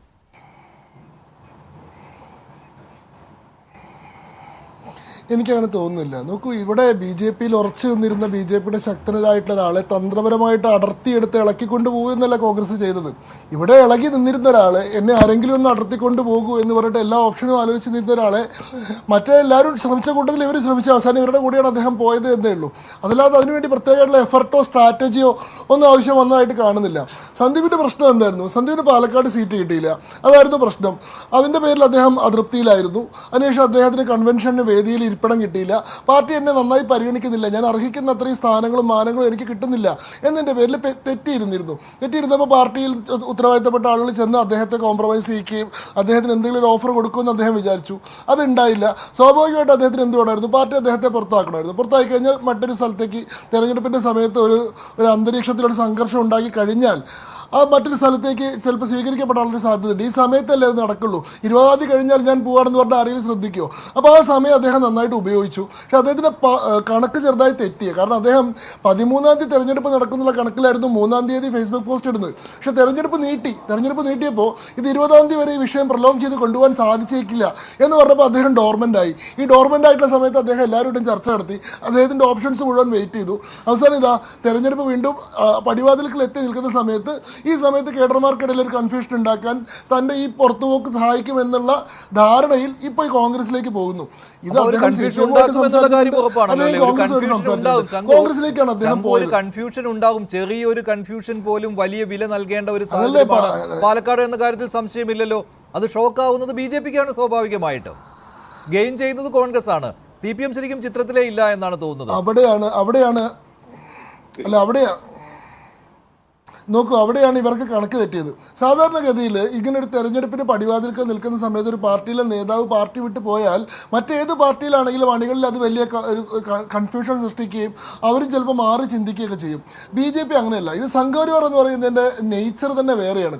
ഇവിടെ ഒരാൾ ഇത്തരത്തിൽ ഒരു നിർണായക ഘട്ടത്തിൽ സംഘടനയെ ഒറ്റിപ്പോയി എന്ന് പറഞ്ഞു കഴിഞ്ഞാൽ അയാൾക്ക് മറുപടി കൊടുക്കേണ്ടത് ഇത്രയും കാലം അയാൾക്കൊപ്പം നിന്നിട്ടുള്ള ആളുകളുടെ കൂടി ഉത്തരവാദിത്തമായി മാറി. ഇപ്പോൾ ഈ സന്ദർഭത്തിൽ പ്രത്യേകിച്ച് സഞ്ജിത്തിൻ്റെ മരണം നടന്ന ദിവസം, ഇന്നലെയായിരുന്നു സഞ്ജിത്തിന്റെ ബലിദാന ദിവസം. ആ സഞ്ജിത്തിന്റെ ബലിദാന ദിവസം സഞ്ജിത്തിന്റെ കൊലയാളികൾക്ക് രാഷ്ട്രീയ പിന്തുണ കൊടുക്കുന്ന കോൺഗ്രസിലേക്ക് അയാൾ പോയിട്ട് ഇന്നലെ സഞ്ജിത്തിന്റെ കൊലയാളികളുമായിട്ട് VD സതീശൻ, ഈ PFIയുടെ നേതാക്കളുമായിട്ട് VD സതീശൻ ചർച്ച നടത്തി എന്ന് പറഞ്ഞിട്ടിരുന്നു. അപ്പോൾ അങ്ങനെ ഒരു സന്ദർഭത്തിൽ അദ്ദേഹം പോകുമ്പോൾ ഈ തെരഞ്ഞെടുപ്പിൽ SDPI കോൺഗ്രസിനെയാണ് പിന്തുണയ്ക്കുന്നത് എന്നുള്ളത് ആലോചിക്കണം.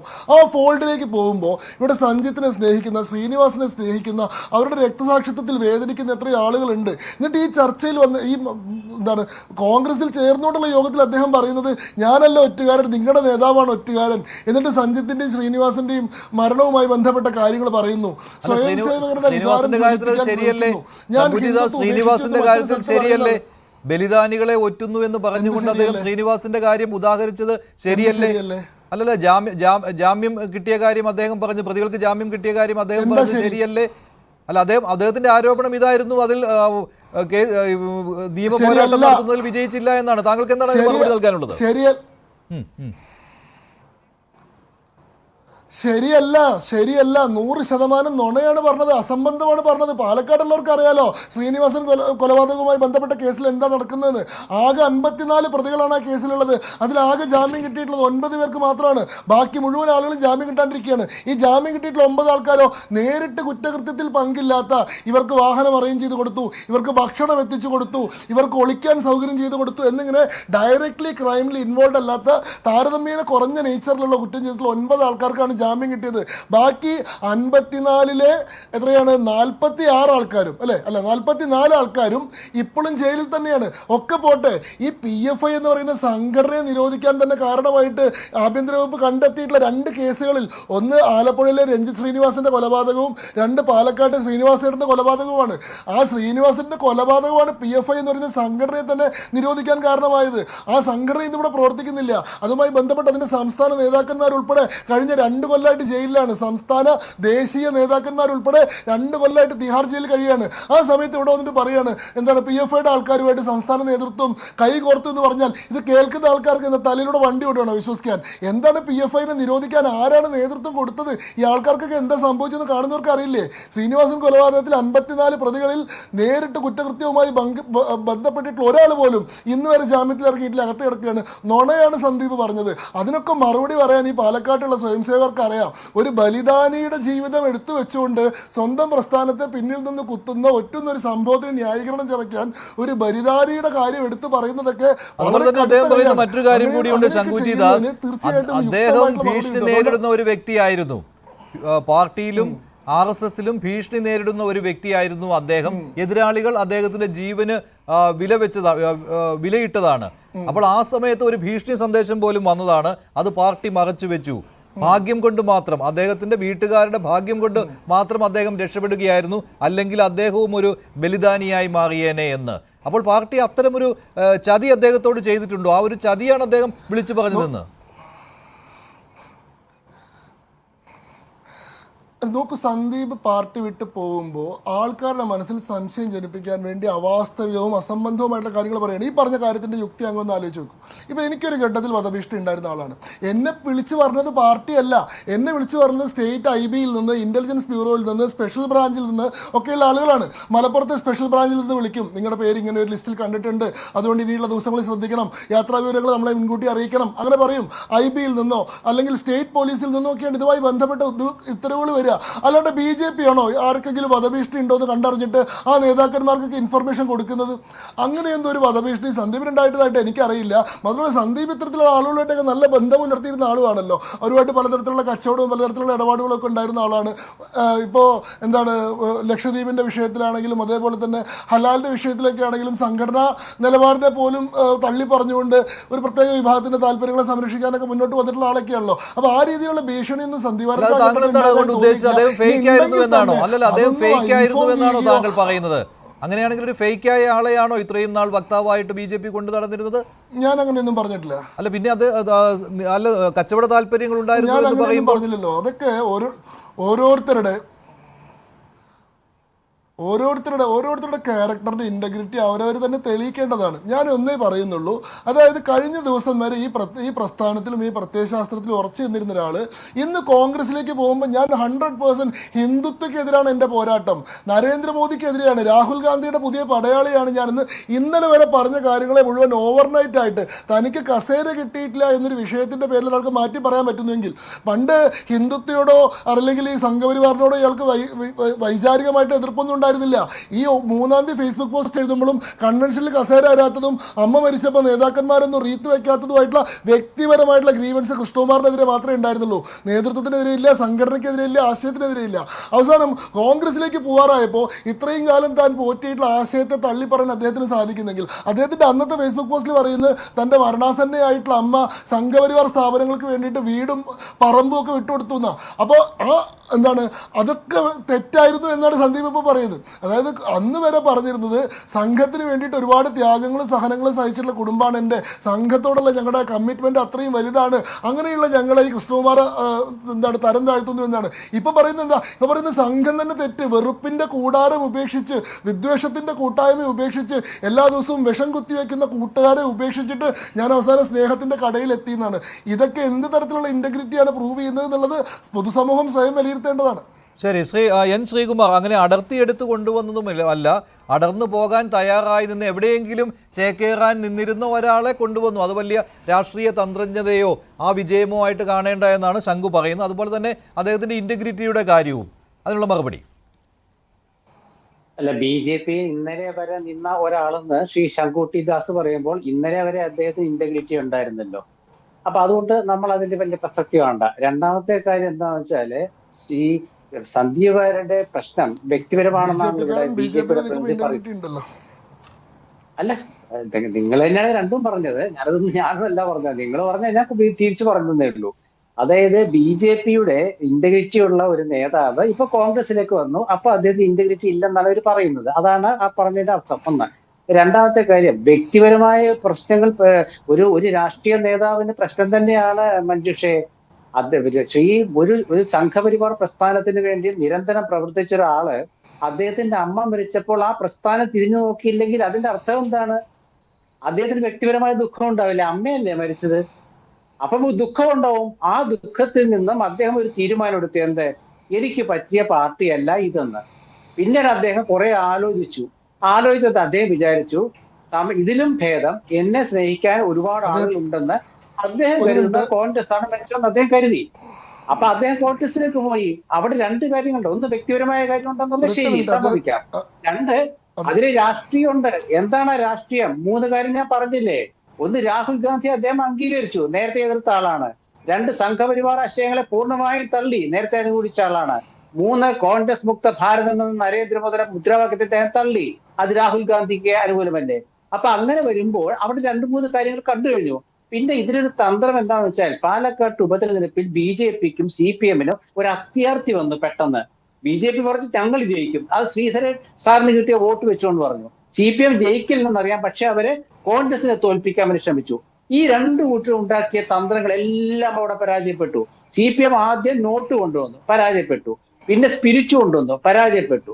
പിന്നെ ഈ കൊണ്ടുവന്ന വിഷയങ്ങള് ഒരുപാട് വിഷയങ്ങളിലെ, അതായത് ഈ സരിന്റെ വിഷയത്തിൽ തന്നെ ഒരുപാട് കാര്യങ്ങൾ അവർ പുറത്തു കൊണ്ടുവന്ന്, ഇരട്ടവോട്ടൊക്കെ കൊണ്ടുവന്ന് അറിയാലോ, ഒക്കെ പരാജയപ്പെട്ടു. ഇന്ന് മുഖ്യമന്ത്രി എന്താ പറഞ്ഞത്? സരിൻ വന്നപ്പോൾ പാർട്ടിക്ക് ഉണർവും ഉന്മേഷവും ഉണ്ടായെന്നാ പറഞ്ഞത്. അപ്പൊ ഉണർവും ഉന്മേഷവും ഉണ്ടായത് ഒരു കമ്മ്യൂണിസ്റ്റ് പാർട്ടി പറയുമ്പോൾ അവരുടെ നയം എവിടെ പോയി? അവരുടെ പരിപാടി എവിടെ പോയി? കമ്മ്യൂണിസ്റ്റ് പാർട്ടിയുടെ നയം തീരുമാനിക്കുന്നത് ഒരു കോൺഗ്രസിൽ നിന്നും വന്ന വിമത സ്വരം ഉയർത്തി വന്ന ഒരാളാണോ ഉണർവ് ഉന്മേഷം ഉണ്ടാക്കുന്നത്? അപ്പൊ പാലക്കാട്ടെ നേതാക്കൾക്ക് AK ബാലൻ ഉണർവ് ഉണ്ടാക്കാൻ പറ്റിയില്ല, രാജേഷ് ഉണർവ് ഉണ്ടാക്കാൻ പറ്റിയില്ല, അവിടുത്തെ ജില്ലാ സെക്രട്ടറി സുരേഷ് ബാബു ഉണർവ് ഉണ്ടാക്കാൻ പറ്റിയില്ല, അവിടെ ആർക്കും ഉണർവ് ഉണ്ടാക്കാൻ പറ്റിയില്ല. ഇവിടെ കോൺഗ്രസിൽ നിന്ന് വന്നൊരാൾക്ക് എന്ന് CPM നേതാക്കൾ പറയുമ്പോൾ അവിടെ വർത്തമാനകാല രാഷ്ട്രീയമാണ് അവിടെ പ്രോജ്വലിച്ച് നിൽക്കുന്നത്. അവിടെ മുഖ്യമന്ത്രി പറഞ്ഞ സരിനെ ജയിപ്പിക്കാൻ വേണ്ടിയാണ് തൽക്കാലം മുഖം രക്ഷയ്ക്ക്. കോൺഗ്രസിൽ അങ്ങനല്ലല്ലോ, സന്ദീപ് വാര്യർ വന്നപ്പോ അങ്ങനല്ലല്ലോ. അദ്ദേഹം MLA ആവാൻ അല്ലല്ലോ ഇപ്പൊ വന്നത്. കാരണം അവിടെ MLA ആയിട്ട് ഒരാൾ മത്സരിക്കുന്നു. അദ്ദേഹം KPCCയുടെ ഭാരവാഹിയാവും എന്നുള്ളത് ഭാവിയിൽ തീരുമാനിക്കേണ്ട കാര്യമാണ്. അപ്പോൾ അദ്ദേഹം ഇപ്പോഴെന്താണ് പറഞ്ഞത്? ഇപ്പോഴദ്ദേഹം പറഞ്ഞെന്താണ്? എനിക്ക് സ്വസ്ഥമായിട്ട് ശ്വാസം വിട്ട് രാഷ്ട്രീയ പ്രവർത്തനം നടത്തണം. അതൊരു വ്യക്തിക്ക് വളരെ പ്രധാനപ്പെട്ടതാണ്. ആദ്യം വ്യക്തി സ്വാതന്ത്ര്യമാണ്, പിന്നീട് രാഷ്ട്രീയ സ്വാതന്ത്ര്യമാണ്, പിന്നീട് വരുന്നുണ്ട് സാമ്പത്തിക സ്വാതന്ത്ര്യമൊക്കെ. അപ്പൊ ആ രാഷ്ട്രീയ സ്വാതന്ത്ര്യം സുഖമായി ശ്വസിച്ച് രാഷ്ട്രീയ അദ്ദേഹം കോൺഗ്രസിൽ സുഖമായി ശ്വസിക്കട്ടെ. എന്താണ് ശംഖു, എന്താണ് ഇടയ്ക്ക് പറയാൻ തുടങ്ങിയത്?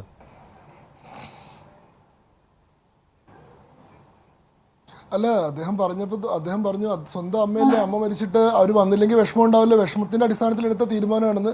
ഒറ്റ കാര്യമുള്ള, സന്ദീപിന്റെ അമ്മ മരിച്ചത് 2 കൊല്ലം മുമ്പാണ്, ഇന്നലെ അല്ല. 2022 സന്ദീപ് വാര്യരുടെ അമ്മ മരിക്കുന്നത്. അത്രയേ ഉള്ളൂ. ശരി, ശ്രീ ജേക്കബ് ജോർജ്, ഇവിടെ ഞാൻ നേരത്തെ താങ്കളോട് ചോദിക്കാൻ വെച്ചിരുന്ന ഒരു ചോദ്യമാണ്. അത് ആനന്ദ് കൊച്ചുകൂടി അതിന് മറുപടിയും പറഞ്ഞു. CPM വെട്ടിലായ വിധം, CPMന് ശരിക്കും ആഗ്രഹമില്ലാതെ വരികയായിരുന്നോ ഉണ്ടായത്? അങ്ങനെയാണെങ്കിൽ പിന്നെ തുടക്കത്തിൽ AK ബാലൻ കയറി സ്വാഗതം ചെയ്യേണ്ടതും, MB രാജേഷ് ചർച്ച നടത്തിയെന്ന കാര്യം സമ്മതിച്ചിട്ടില്ല, പക്ഷേ ടെലിഫോണിൽ ആശയവിനിമയം നടത്തിയിട്ടുണ്ട് എന്നുള്ള കാര്യം അതറിയാവുന്ന കാര്യമാണ്.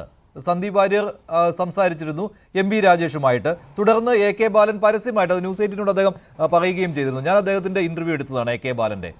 അപ്പോൾ പിന്നീട് എന്തുകൊണ്ട് അത് മുന്നോട്ട് പോയില്ല എന്ന ചോദ്യമായിരുന്നു. അത് വാര്യരെ ഈ സമയത്ത് വേണ്ട, അങ്ങനെ വന്നു കഴിഞ്ഞാൽ ഒരു ഡീലായിട്ട് അത് ആരോപിക്കപ്പെടും എന്നുള്ള ആ ഒരു CPMനെ പ്രതിരോധത്തിൽ നിർത്തുന്ന ഈ സമയത്ത് അത് വേണ്ട, അത് കൂടുതൽ ഡേഞ്ചർ ആവും എന്നുള്ള ഒരു കാര്യമുള്ളത് കൊണ്ട് വേണ്ട എന്ന് വെക്കുകയായിരുന്നു. പക്ഷെ അങ്ങനെയാണെങ്കിൽ കൂടി ഇപ്പോൾ MB രാജേഷ് പറഞ്ഞത് എന്താണ്? കാളിയനെ എടുത്ത് തോളിലിട്ടു എന്ന്. അങ്ങനെ പറയാൻ കൊള്ളാവുന്ന ഒരു വാക്കാണോ MB രാജേഷിൽ നിന്ന് വന്നത്? അല്ല, ഈ തെരഞ്ഞെടുപ്പ് ആകുമ്പോഴത്തേക്ക് പറയും അത് പറയട്ടെ. കാരണം MB രാജേഷും AK ബാലനും ഒക്കെയാണ് സന്ദീപ് വാര്യർക്ക് നല്ല ക്ലീൻ സർട്ടിഫിക്കറ്റ് കഴിഞ്ഞ ദിവസം കൊടുത്തത്. അതിന് കഴിഞ്ഞിട്ട് ഇപ്പോൾ മറിച്ച് പറയുന്നതിനകത്ത് രാഷ്ട്രീയമായിട്ട് വലിയ പ്രസക്തിയില്ല, അർത്ഥവുമില്ല. കാരണം അവരുടെ തന്നെ വാക്കുകളെ വിഴുങ്ങുകയാണ്. അത് രാഷ്ട്രീയത്തിൽ അത് ശരിയല്ല. പക്ഷേ രാഷ്ട്രീയത്തിൽ തന്ത്രങ്ങൾക്ക് ഒരു പ്രസക്തിയുണ്ട്. സന്ദീപ് വാര്യർ ഇതിപ്പോൾ ഉണ്ടല്ലോ, കേരളം ഈവൻ സാധാരണഗതിക്ക് പോലും കേരളം രാഷ്ട്രീയ രംഗത്ത് സംഭവ ബഹുലമാണ് മഞ്ജുഷ്. പ്രത്യേകിച്ച് ഇപ്പോൾ പാലക്കാട് രാഷ്ട്രീയം കണ്ടില്ലേ, കുഴഞ്ഞു മറിയുകയാണ്. പത്രക്കാരൊക്കെ നമുക്ക് ദിവസവും ചർച്ച ചെയ്യുന്നത് പാലക്കാടൻ വിഷയങ്ങളാണ്. അത് കാരണം അവിടുത്തെ പ്രത്യേക രാഷ്ട്രീയതയാണ്. 3 കക്ഷികൾ കേരളത്തിൽ അസാധാരണമാണത്. 3 കക്ഷികൾ ഏറെക്കുറെ തുല്യ നിലയിൽ മുന്നിട്ട് നിൽക്കുകയാണ്. അവിടെ മത്സരം കടുത്തത് തന്നെയാണ്. 3 കക്ഷികൾക്കും നിർണായകമാണ്. BJPക്ക് 1 സീറ്റ് കിട്ടുക, ഒരേ ഒരു സീറ്റ്. കേരള നിയമസഭയിലേക്ക് കാലുകുത്താൻ ഒരേ ഒരു സീറ്റ് കൈ കിട്ടുക. അത് പാലക്കാട് അടുത്ത് നിൽക്കുന്നു, കയ്യെത്തുന്നിടത്ത്. CPMന് അത് പിടിച്ചെടുത്തല്ലേ പറ്റുകയുള്ളൂ. കോൺഗ്രസിന് രാഹുൽ മാങ്കൂട്ടത്തിലിനെ അവിടെ ജയിക്കണം. കാരണം അത് VD സതീശന്റെ പ്രശ്നമാണ്. VD സതീശന്റെ മുന്നോട്ടുള്ള പ്രയാണത്തിൽ പ്രധാനപ്പെട്ട ഘടകമാണ് പാലക്കാട് വിജയം. ശരിയാണ്. പിന്നെ ഒരു കാര്യം കൂടെ ഉണ്ട്. എന്താണ് പാലക്കാട്ട് കോൺഗ്രസിന്റെ പ്രശ്നം? ഇവിടെ രാഹുൽ മാങ്കൂട്ടത്തിൽ ജയിച്ചാൽ 1982 KC ജോസഫ്, കോട്ടയത്തുകാരൻ KC ജോസഫ് അങ്ങ് കണ്ണൂർ ജില്ലയിലെ ഇരിക്കൂറിൽ പോയി മത്സരിച്ച് ജയിച്ചത്. 82 പിന്നീട് അദ്ദേഹത്തിന്റെ രാഷ്ട്രീയത്തിന്റെ ഏറെക്കുറെ അവസാന ഘട്ടം വരെയും ആ സീറ്റ് ഇരിക്കൂറുകാർക്ക് കിട്ടിയിട്ടില്ല മഞ്ജുഷ്. കോൺഗ്രസിന്റെ അകത്തെ രാഷ്ട്രീയം അങ്ങനെയാണ് പോകുന്നത്. ഇരിക്കൂറുകാർ പ്രശ്നമുണ്ടാക്കിയപ്പോൾ പിന്നീട് അദ്ദേഹത്തിന് അവിടെ വിടേണ്ടി വന്നു. പക്ഷേ കോട്ടയം ജില്ലയിൽ അദ്ദേഹത്തിന് സ്ഥാനം കിട്ടിയുമില്ല. ഇത് പാലക്കാട്ടും വരുമെന്ന് പാലക്കാട്ടെ കോൺഗ്രസ്സുകാർക്കറിയാം. അത് ഏറ്റവും നന്നായിട്ട് സരീൻ മനസ്സിലാക്കി. അതാണ് സരീൻ്റെ രാഷ്ട്രീയം. അതാണ് സരീൻ ഉൾപ്പെടെയുള്ള ചില കോൺഗ്രസ്സുകാരുടെ, അവിടുത്തെ കോൺഗ്രസ്സുകാരുടെ പ്രശ്നം അതാണ്. BJP-യിൽ സന്ദീപ് വാര്യർ നേരിട്ട പ്രശ്നവും അതാണ്. കൃഷ്ണകുമാർ അദ്ദേഹത്തെക്കാൾ ഞാനല്ലേ യോഗ്യനെന്ന് അദ്ദേഹം വിചാരിച്ചിട്ടുണ്ടാവും. സ്വാഭാവികമാണത്. സരീൻ വ്യക്തമായ നല്ല രാഷ്ട്രീയ ബോധമുള്ള ആളായിട്ടാണ് BJP അവതരിപ്പിച്ചത്. BJP-യുടെ ഒരു സ്റ്റാർ ക്യാമ്പയിനറായിട്ടാണ്, ഒരു സ്റ്റാർ അവതാരകനായിട്ടാണ് BJP എപ്പോഴും സരീനെ ഈ കേരളത്തിലെ ടെലിവിഷൻ സ്വാഭാവികമായിട്ട് അദ്ദേഹത്തിന് ഉയർന്നു. പക്ഷേ സന്ദീപിനെ പക്ഷേ പ്രശ്നം BJP-ക്കകത്ത് പ്രശ്നങ്ങളുണ്ടായി. BJP-ക്കകത്ത് പലരും ചരട് വലിച്ചു. സന്ദീപ് ചരട് വലിച്ചു മഞ്ജുഷ്. അതാണ് പ്രശ്നം. അദ്ദേഹത്തിന് പിടിച്ചു നിൽക്കാൻ പറ്റിയില്ല. അദ്ദേഹം വിട്ടു. അതിന് അദ്ദേഹത്തെ കുറ്റപ്പെടുത്തിയിട്ട് കാര്യമില്ല. അദ്ദേഹത്തെ സ്വീകരിക്കാൻ ഒരുങ്ങിയ CPM-നെ കുറ്റപ്പെടുത്തിയിട്ട് കാര്യമില്ല. അത് രാഷ്ട്രീയമാണ്. അദ്ദേഹത്തെ സ്വീകരിച്ച കോൺഗ്രസിനെയും ഞാൻ കുറ്റപ്പെടുത്തുന്നില്ല. അത് കോൺഗ്രസിന്റെ രാഷ്ട്രീയമാണ്. ഇപ്പോൾ പാലക്കാട്ട് നടക്കുന്നത് കേരളത്തിലെ ഐക്യമുന്നണി രാഷ്ട്രീയത്തിന്റെ ഒരു ക്രോസ് സെക്ഷനാണ്. ഒരു പക്ഷേ നാളെ ഇത് കേരളം മുഴുവൻ ആവർത്തിക്കണമെന്ന് BJP ആഗ്രഹിക്കുന്ന ഒരു ക്രോസ് സെക്ഷനാണത്. ഇവിടെ സന്ദീപ് വാര്യർ എന്ന BJP-ക്കാരനെ കോൺഗ്രസ് അടർത്തിയെടുത്തുവെങ്കിൽ തീർച്ചയായിട്ടും കോൺഗ്രസിന്റെ രാഷ്ട്രീയ വിജയമാണ് എന്ന് തന്നെയാണ് ഞാൻ കണക്കാക്കുന്നത്. രാഷ്ട്രീയ വിജയമാണ് കോൺഗ്രസിന്റെ എന്ന കാര്യത്തിൽ സംശയമില്ല. പക്ഷേ അത് എത്രത്തോളം കോൺഗ്രസിന് ഗുണകരമായി മാറും എന്നുള്ളതാണ്. എന്തായാലും അത് കാത്തിരുന്ന് കാണാം. പാലക്കാട് രാഷ്ട്രീയം തിളച്ചു മറിയുകയാണ്. പ്രചാരണവും 2 ദിവസം മാത്രം ശേഷിക്കുകയാണ്. ഇങ്ങനെയുള്ള വലിയൊരു രാഷ്ട്രീയ നീക്കം കോൺഗ്രസ് നടത്തിയിട്ടുള്ളത്. നന്ദി. ചർച്ചയിൽ പങ്കെടുത്ത എല്ലാവർക്കും. ഇന്നത്തെ പ്രൈം ഡിബേറ്റിലെ ചോദ്യം ഇതായിരുന്നു: സന്ദീപ് വാര്യർ കോൺഗ്രസിന് ഗുണകരമാകുമോ? ആകുമെന്നാണ് 68% പ്രേക്ഷകരും അഭിപ്രായപ്പെട്ടത്. ആകില്ല എന്ന് 28%. പ്രൈം ഡിബേറ്റ് അവസാനിക്കുന്നു. നന്ദി, നമസ്കാരം.